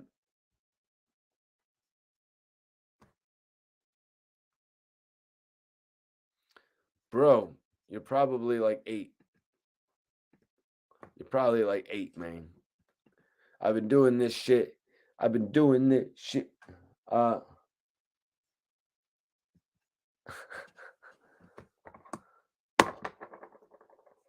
Yo, I appreciate you, man. Yeah, when I saw the Death Row 30th anniversary joint, I had to grab that. But you know what? But you know what? Like, Whack 100 had some of the worst shit to say about Death Row.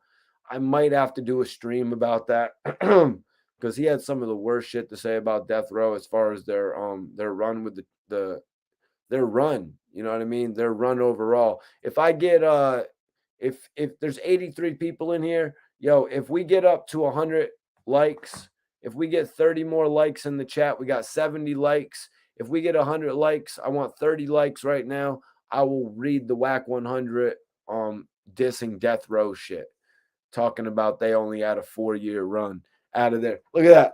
Look at that. 30-year anniversary, but they only had a 4-year run. What up, Jess? Appreciate you for tapping in tonight. I'm about to roll up some blue apricot.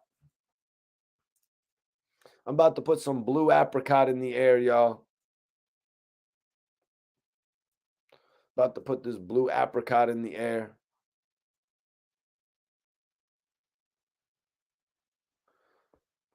If you hit that like button right now, we get 100 likes. I'm gonna read the shit where Whack dissed the hell out of Death Row. Like, literally dissed the hell out of Death Row, you guys. Everything about it.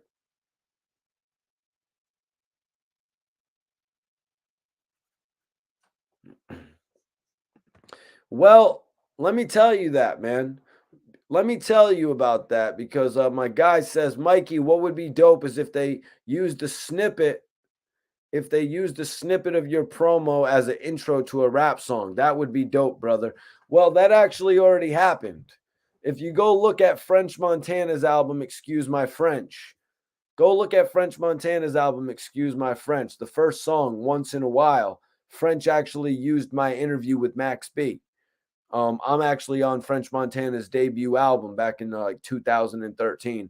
My interview with Max B is featured on that album. My voice is actually on French Montana's album.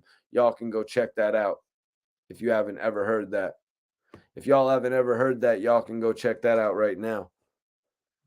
That's right. I'm on French Montana. Let me know any of these other bloggers. I'm going to wait. Any of these other bloggers on an album, I'm going to wait. Hit that like button right now. Everybody in here, hit the like button right now if you want me to read this info on Whack 100 Diss and Suge Knight. Yeah, go check it out. Yo, go check it out right now while we're streaming. Search it up, French Montana. Once in a while, you'll hear my voice talking to Max B. And tap back in and let me know if you hear it. Let me know. Let me know if I'm bugging. Let me know if I'm bugging. I make my own content, man. We give our own opinions. You know what I'm saying? We give our own opinions on this channel, man. I don't know what they're all doing over there. But we've been doing this shit for 10 plus years. And we're going to do it for 10 more years. 10 years. French Montana had the best mixtapes back then. You must be talking about Casino Life, Coke Wave, Mac and Cheese. Yeah, he had a lot of the best mixtapes. Casino Life with DJ Holiday. Yep. He worked with a lot of DJs, man. You know, after French really got his name out there with the Cocaine City DVD, he started to be able to work with more DJs. That's really why he started doing that. You know what I mean? When he got in the game, all the DJs already had the artists that they were messing with. You know what I'm saying? They always had the artists that they were messing with. So French needed his method. French's method, because he had been on some of those DVDs in the past. French is like, yo, there is a void in the market. Much like why I got in the game, I think. There's a void in the market. There wasn't enough news out there. French Montana going on to be a full-time artist, he couldn't take care of the news anymore. I think they stopped the Cocaine Cities around, what was it, volume 14? Or is it, am I tripping? Was it 16, 13? Right around there. This is when they stopped them. Andre says, Still Tippin' is harder than all them other tracks. Still Tippin' is So let me see. Let me get back, Andre. Let me get back to the poll, actually. Vote in the poll. Vote in the poll if you haven't, guys. So Little Flip Sunshine now has 5% of the vote, you guys. Chameleonaire Riding Dirty has 45% of the vote. Right under Chameleonaire's Riding Dirty is Still Tipping, the Mike Jones, Slim Thug, and Paul Wall record with 42%. So everybody, you could vote in the poll right now and literally affect this poll. This poll is very close, you guys. It looks like it's a major race between Riding Dirty and Still Tipping. Slim Thug, Like a Boss, has 8%. That was on the already platinum album. So it looks like Little Flip, although he had the platinum Sunshine record, it kind of looks like it's being overlooked, when it comes to these other records. Like Still Tipping, a classic, Riding Dirty, a must listen, I'd say. Is that too much of me to call Still Tipping a classic? I mean, it put on 3 artists' careers. You know what I mean? Mike Jones really wasn't able to follow up that album, though. He wasn't really able to follow up that first album because that single that he released on his second album was just too commercial. You know what I mean? What was that one? He's like, I stay icy on my candy paint or some shit like that. That shit was way too commercial. Like, come on, man. What are you doing to us, man? We kind of like the gritty nature of Still Tipping. That's why we was messing with that. That's why when Paul Wall came out with his Sitting Sideways, you know what I mean? It was in that same vein. You know what I mean? It was in that same temperature what Paul Wall was doing. Freaking Mike Jones took he tried to do what Ja Rule did, going from Holla Holla to What Would I Be Without You? You know what I mean? He tried to go a little bit far with it. Andre, bro, I was not a big fan of Game Over. That song was very annoying to me. And that's why it wasn't like how, let's use Fabulous as an example. Everybody vote in the poll right now if you haven't. RG says, I think Flip's biggest song was maybe Game Over with Pac-Man sound in it. Listen, I don't think Game Over was his best song, you guys. I don't think Game Over was his best song. That's why Sunshine is known as his biggest hit, because Game Over, like, I was going to compare it to Fabulous. Now, Fab has a lot of songs like I'm So Into You. You know, he has these female triggered records, right? But then he also has a record like Breathe. Breathe is way better than Game Over. You know what I'm saying? Like, so you can't really compare Game Over. It's not really there.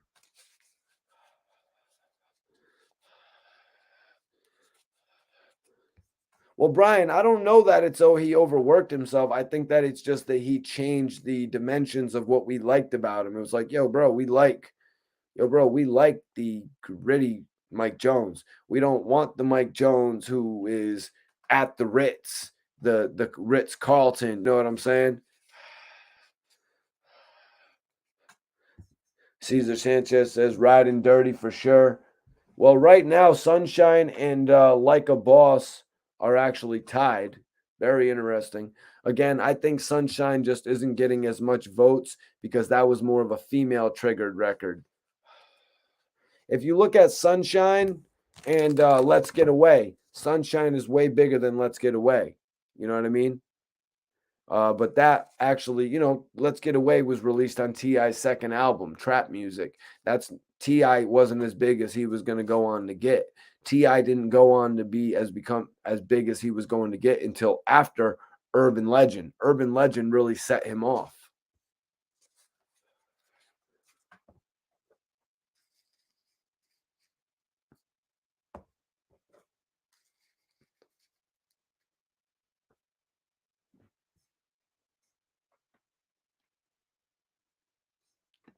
Thank you.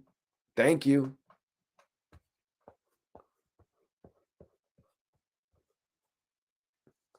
the one good thing about Game Over, the one good thing about Game Over was the beginning, was the song when they were like, flip, flip, flip, flip, flip. But then it'd be like, game over. You know what I mean? Like, flip, flip. That was the best part of the song right there. If they could have kept that momentum going, he would have really had something.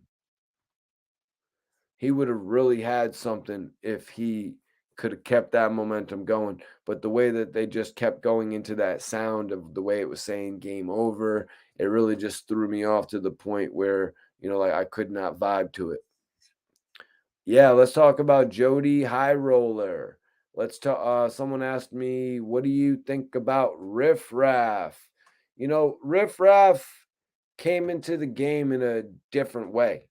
He got everybody's attention with his quirky videos that were actually decently produced. They actually sounded like he could put together some concepts to his songs, and that's how he caught the attention of some big people in the industry that actually put out his album. What was his album called? Was it just called Neon? It wasn't called like Neon Lights, right? It was just called Neon, the album that I believe he did with was it Dr. Luke? Is that who he did the album with?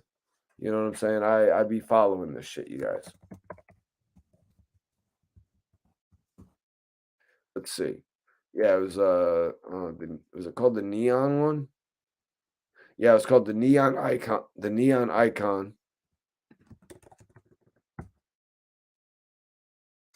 Did Dr. Luke sign him though?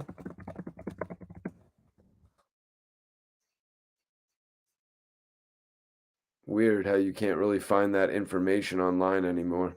Yeah, Neon Icon.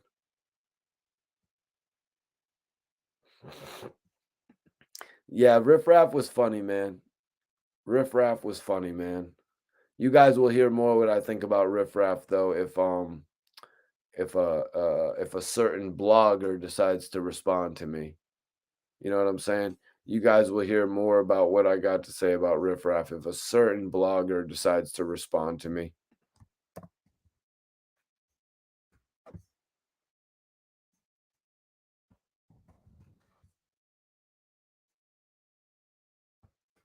What? What? Oh my God. You gotta be kidding me. Sorry, guys. I'm not going to reveal what I just reacted to. Yeah, Neon Icon. But the album, I was going to say, my bad. My bad. My bad, y'all. I was gonna say, but the Neon Icon album actually came out and it was a massive failure. The album came out with a lot of anticipation, but then there was a lot of anticipation around the album, but then when it dropped, it's like all the anticipation was gone because Riff Raff released a song with a dope ass producer, but it was like, oh, the song really isn't that good.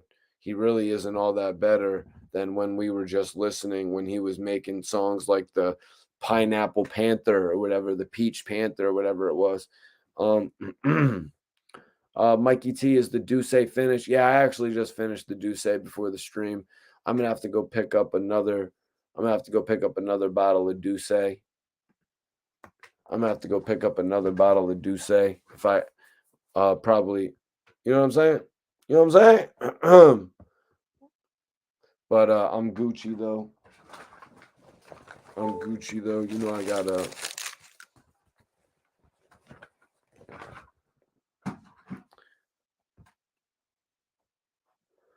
I don't know as much about Asher Roth's career, to be honest with you. I know he had the song about college or something like that. What was the song called? I love college or something like that. Yeah, I love college. You know what I'm saying? Yeah, I know that he had that song.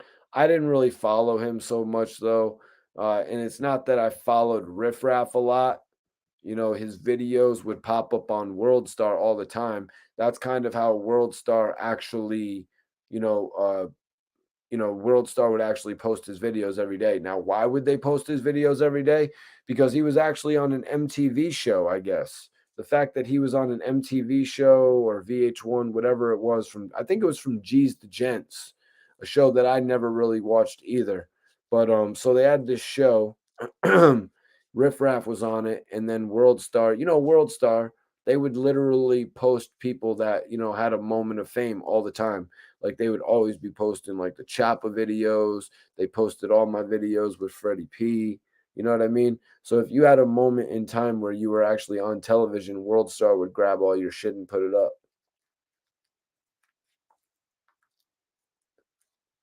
So that's how Riff Raff initially got the opportunity to actually put his videos on World Star. And he actually got a little buzz off of it. You know what I mean? He started doing all this creative shit that people were like, oh, damn, this guy's kind of wild. This guy Riff Raff is kind of wild with it, man. I like it.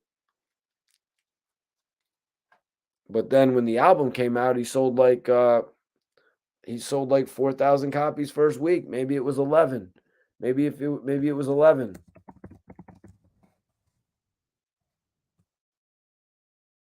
Yeah, it was 11,500. He did Coi Leray numbers. Riff Raff did Coi Leray numbers, you guys. But you know what, man? Coi Leray's opportunity in music. Coi Leray's opportunity in music is actually in the shows. Right now, she is doing like crazy shows, I would imagine. Yep, Luda's a better lyricist, but T.I. made the better hit songs. Mac Dre is awesome. You know what I'm saying? That would be my intro music. And I'm feeling Mikey T. I'm Mikey T and I'm feeling myself. I'm Mikey T and I'm feeling myself. It's Mikey T and he's feeling himself. He's feeling himself. Smoke this L, now I'm feeling myself. Went to jail, now I'm feeling myself. Went to jail, now I'm feeling myself.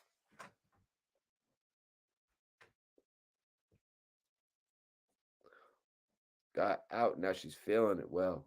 I got out, now she's feeling it well. See what I'm saying? You got to do a bid. You know what I'm saying? You got to do a bid. You got to make one of them things that Wallow was talking about.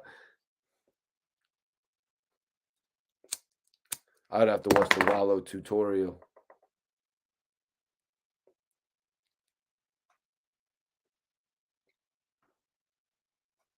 Whoa. Chill out, man. T.I. is good, man. What up?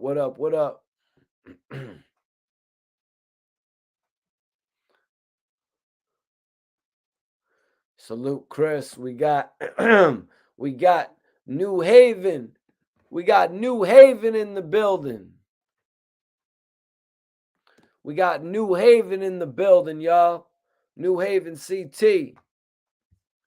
Glizzy says, do you like Griselda? Do I like Griselda? Do I like Griselda?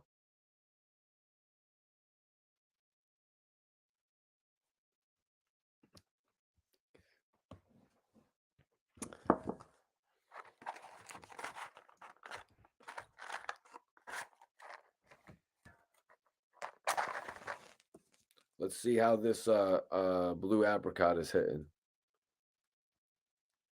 Let's see how this blue apricot is hitting, y'all. I'm wondering how this shit's going to hit.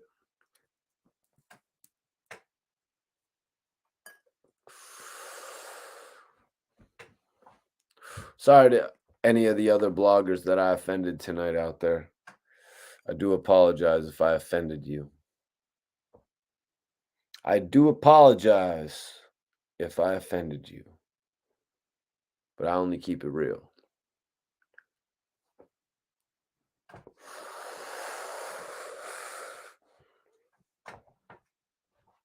Yo, I can't wait. The summer's about to hit, you guys. The weather is beautiful out there.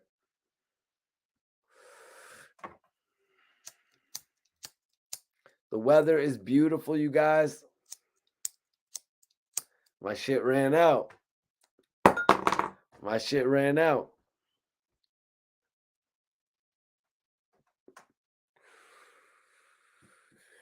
What do you want me to do? My shit ran out, Jen.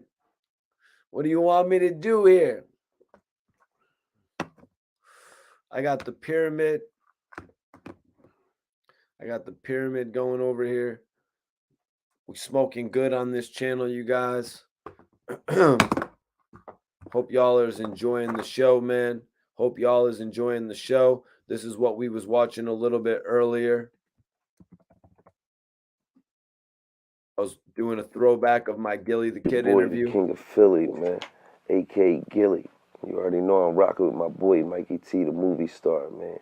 Report card ready, all right. Right.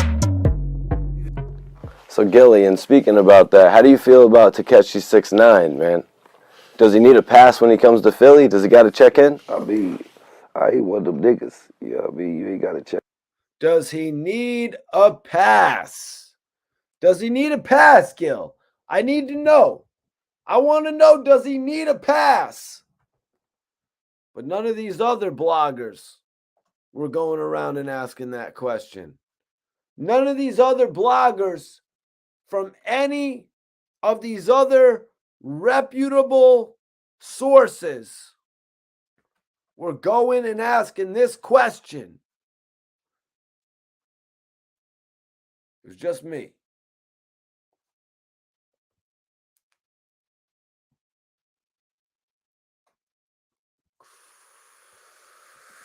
What's everybody in the chat smoking on? Let us know what you're smoking on in here. Put it in the chat what you're blazing on. I'll shout it out. I'll shout out what you're blazing tonight. Much love to everybody on the tap in, though. Much love to everybody on the tap in. Vote in the poll. Looking like Chameleonaire Riding Dirty is leading the poll with 46%. It looks like Chameleonaire's Riding Dirty is leading the poll, you guys. What a poll, man. The biggest record. The biggest record. The biggest record from Texas, you guys. I want to know because I put up a few there. I kind of went off, made a, I made a statement about the history of how we're going to look at records. I said Chameleonaire got the bigger record than Little Flip. Maybe Little Flip has the bigger career, but Chameleonaire has the bigger record. We're going to give it to him there. Maybe Flip has the bigger career. Flip is still doing his thing. You know what I mean? Every time you see Flip, he's moving to the next. He's on to the next one. You know, Flip's still moving. But Sunshine, a lot of people look at that record a different way because it's kind of a girl track. You know, that was kind of like his biggest record, but also it was kind of like it was a dream and a nightmare. You know what I mean? It was a blessing and a curse. What happened with Little Flip Sunshine record? Because after that, I really feel like he never could release a record as good as that, or that could live up. No, I shouldn't say as good. I should say a record that could live up to the hype like Sunshine had. But yeah, Jen said, what y'all smoking on? Put it right down there in the chat. Put it down there in the chat. Glizzy said, Vanilla Kush. You lucky dude. Vanilla Kush. I never even seen something called Vanilla Kush this side of town. Never even seen that.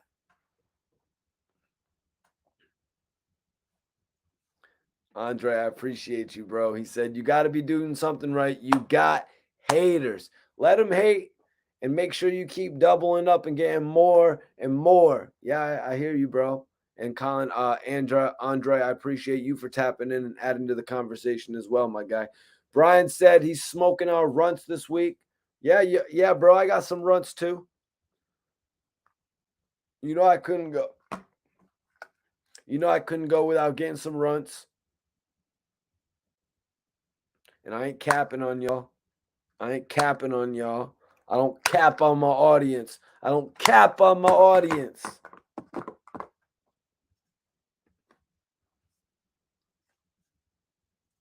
Glizzy says, I'm spoiled in Cali.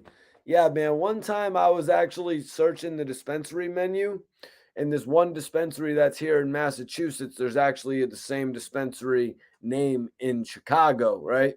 So I'm looking at the Chicago menu thinking it's the Massachusetts menu or whatever city in Massachusetts it was. And I'm like, damn, they got a bunch of good blueberry, this, that. And I'm like, damn, they got some shit on here. And then I seen that it was like Chicago, Illinois. I'm like, man, that's some bullshit, man. They got so many more dope ass strains out there that we actually get out here. And another thing is the fact that in the Cali area, you really get the higher testing strains. Like there was a couple new cookies that I tried last week, like the Parts Unknown, the Purple Rain, the All Time High by Rick Ross. And I looked at reviews, and everybody that was reviewing these strains was actually out of California. And the percentage that they were saying the strains was like 25, 30. Here in Rhode Island or here in Connecticut, here in more importantly than those two states that I'm right by, in Massachusetts, you guys, it's like 20%. It's like 18%. It's like 21%. Yeah.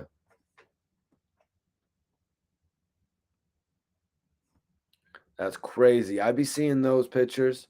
I be seeing those pictures of the people with the growers, and you just got to imagine that they be getting some free weed. You're like, oh shit. You know they're getting some free weed.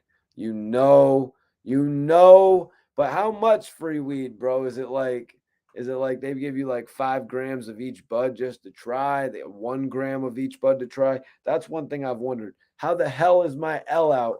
How the hell did I put my L out and we're speaking about this?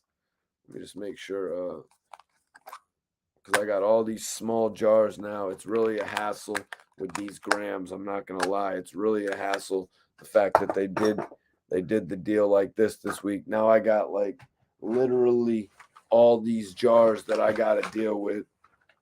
I literally got all these jars that I got to deal with. It's kind of annoying, but it is what it is, man. It is what it is.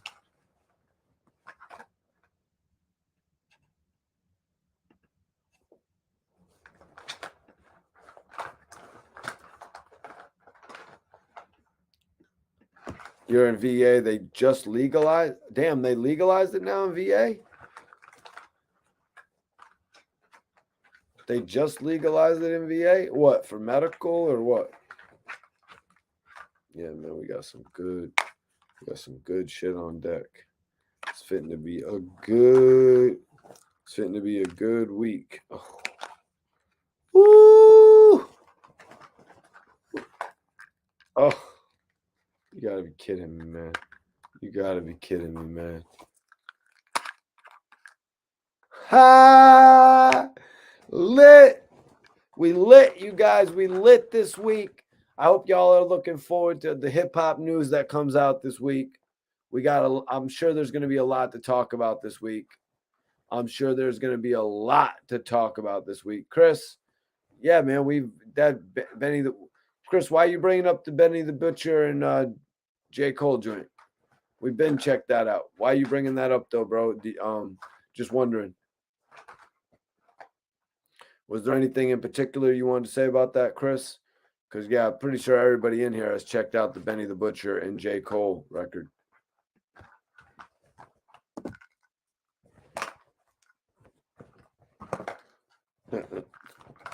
Benny the Butcher is one of the most lit.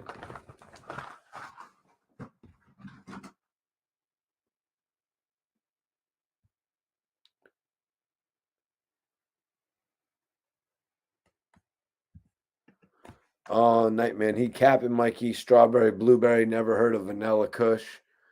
And yeah, then I'm smoking orange kush. Oh, all cap. We real out here, Gorilla Blue and popcorn haze. Well, vanilla kush, let me give it a quick Google, man. Let me give it a quick Google. I'll look at it because sometimes I do that on here on the channel. You know what I'm saying? It's pretty easy. All you really got to do is type in vanilla kush strand and it'll pop up if it's real. Vanilla kush weed strand. The indica strain, yeah, it's a real thing, bro. Vanilla kush.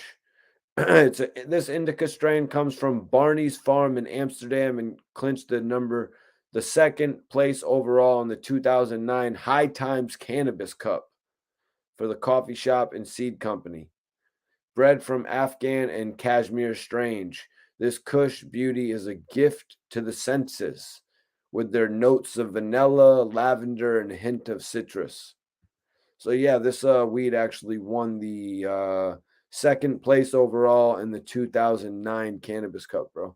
So yeah, vanilla Kush is a thing. But bro, please, Orange Kush. Did you really just say Orange Kush, man? Now, if somebody was in the chat saying they were smoking on Orange Kush, I might say that they have an issue because I do not like when I get orange anything, mango anything. Let me look this up. Orange Kush.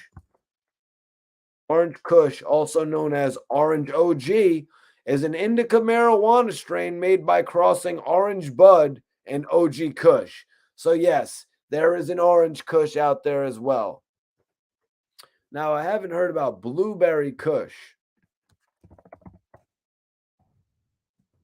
If there's Blueberry Kush, I need to get Blueberry Hindu Kush. Blueberry Kush, also known as Blueberry OG Kush, potent indica marijuana strain made by crossing blueberry and OG Kush. Damn, 1 place. I didn't know that. Yeah, man, that's some good shit right there, I guess. That's some good shit right there, I guess, man. Chris says he's on that purple runts and wedding cake mixed. I actually just had some purple runts from out of the New Haven area. I was not feeling it, to be honest with you, man. I was not feeling it. But the wedding cake, I love. I love some wedding cake. Let me see. Purple runts.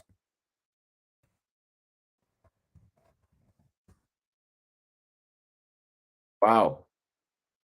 Wow. That purple runs looks amazing. Now, the purple runs I got, not so much. But honestly, that's why I've been on this runts lately from the dispensary.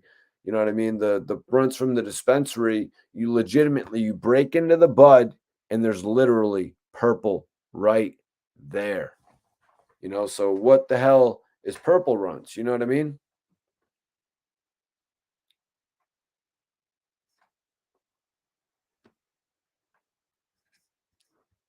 Would be I'm one of them niggas that pay respects. You feel what I'm saying?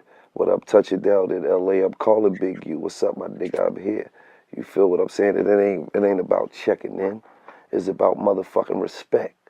When Big U touch down in Philly, you gonna call me Gillie. What's up, nigga? I'm in your city. Where you at? You feel what I'm saying? That's respect. I touch down in Atlanta, I might hit Walker. I might hit multiple niggas. I might hit Cobb and I might hit Jeezy. I might hit multiple niggas. Say, yo, my nigga, I'm in your city. You feel me? I hit Jeezy, said I'm at the club. Nigga, come fuck with me. I shot right through the club.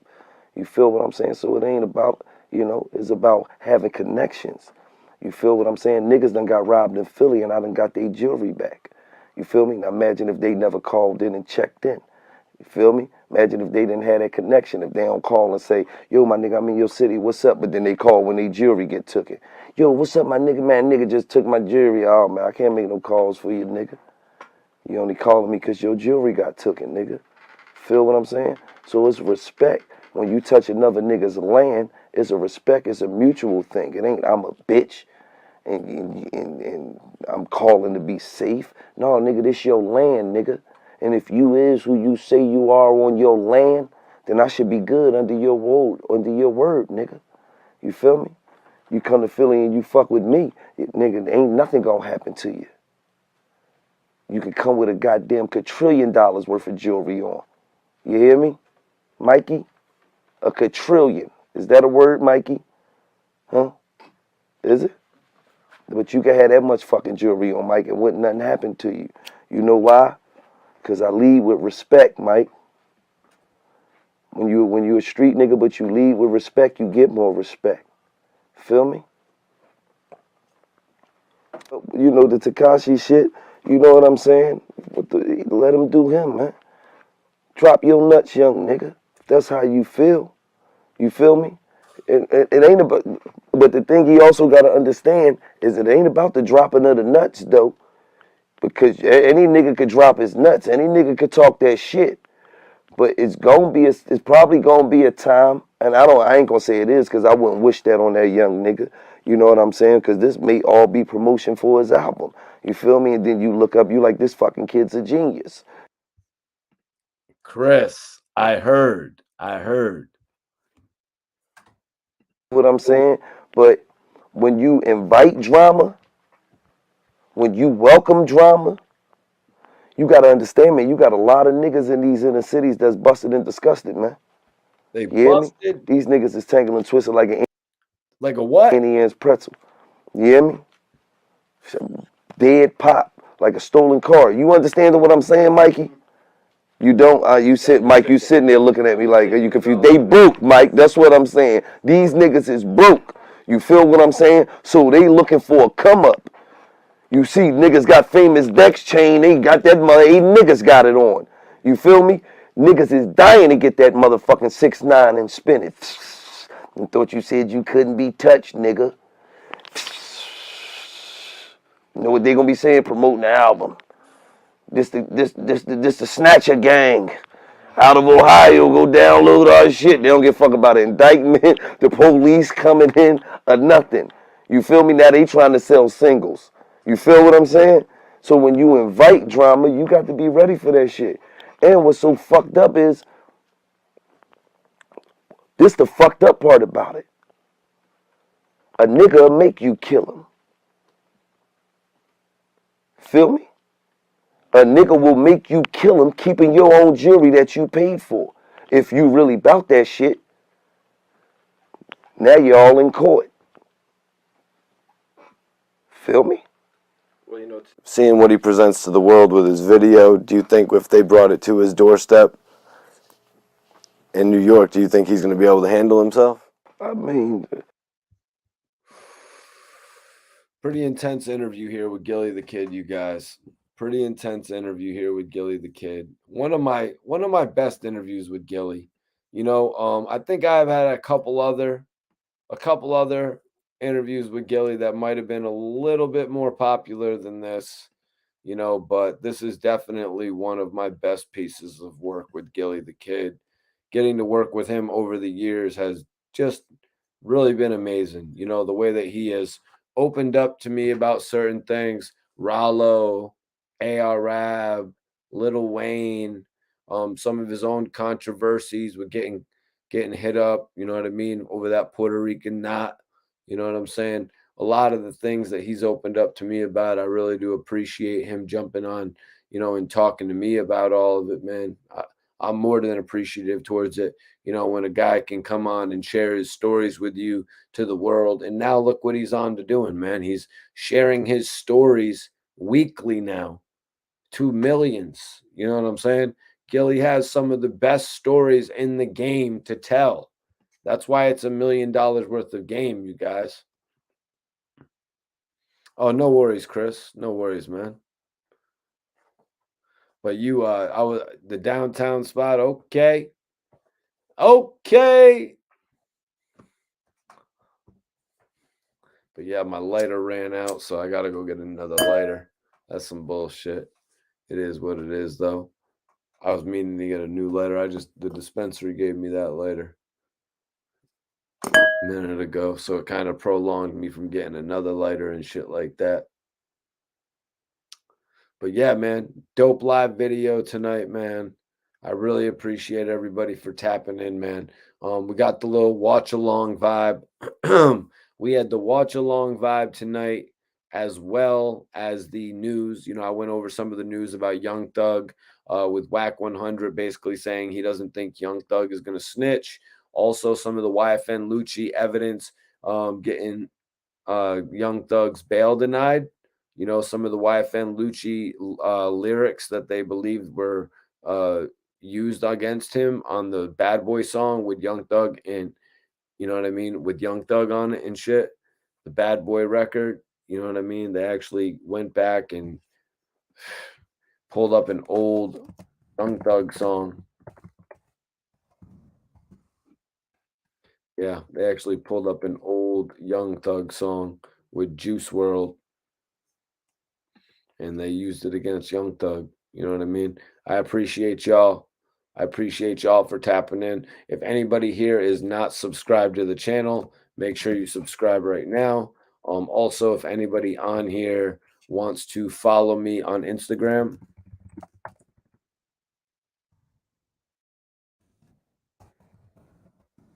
anybody that wants to follow me on Instagram, you can follow me right here. Y'all can follow me right here on Instagram, you guys. I'd appreciate that.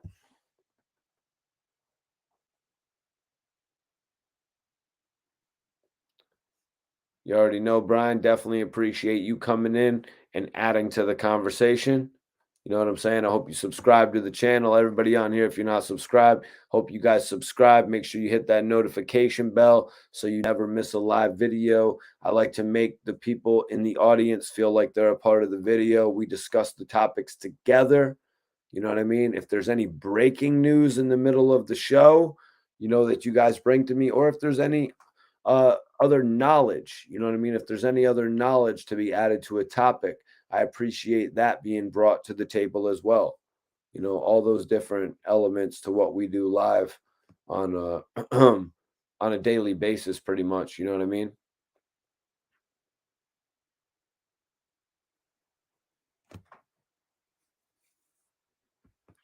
But yep. So we're gonna do final questions. If anybody has any final questions, since we've gotten through all the topics, since we've gotten through the watch along, I'm going to do some final questions. If anybody has anything else they want to ask, we can do it right now. Definitely a dope live podcast tonight. Appreciate everybody who tapped in, man. Let's see what's going on here. Get my shit together. Let me get my shit together for after the stream. Let me see what's going on here. See what do we got here? What do we got? All right, we lit. We lit. When CyHi the Prince coming out? What you mean, Kenny?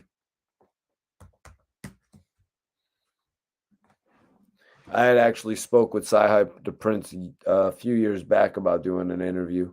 I tried to reach out to his people about doing an interview a few years back. You know, CyHi the Prince. CyHi the Prince has got a dope vibe.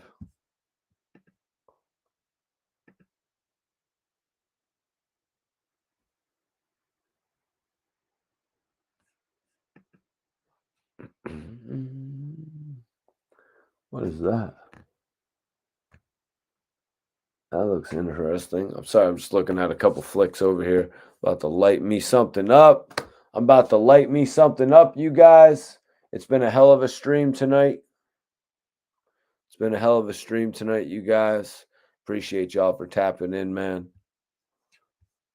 About to call it a night. I'm going to see y'all on the next stream. If you're not subscribed, make sure you subscribe to the channel. Don't miss a live video with Mikey T. Don't miss a live chance to get this interaction. About to get up out of here for the night, you guys. Major love. Major love. Appreciate you, Glizzy. Everybody throw them stars up. Throw them stars up. That star emoji. That's how you show love in the chat. Throw that star up, y'all. Throw that star up in the chat. Major respect. Appreciate you, Jen. Thank you for tapping in. Appreciate you doing the moderating on the channel and shit like that when we do the chats. You have been here shutting them down, all that type of shit. If it need be, you know what I mean? If it need be. But like I said, everybody's comments in here are taken into consideration, and we have live conversation that I think is great. Actually, I know it's great. We all got the great conversation here on this channel. I'll see y'all next time, man. Major love, major love. That's right. Throw them stars up. Throw them stars up, baby. Let's go. We still got that energy. Let's go. Throw them stars up. We ain't losing no energy over here. I don't get tired. I don't get tired. Appreciate you guys. Appreciate you, man. I'm out of here though. I gotta get ready for my next stream. You know what I'm saying? When I leave here, just know I'm getting ready for my next stream. So I'll see y'all on the next one, man. Mikey T, the movie star. I'm getting out of here, y'all. Make sure y'all tell at least one friend about the channel so we can continue to grow. You know what I'm saying? Appreciate y'all. See you on the next one.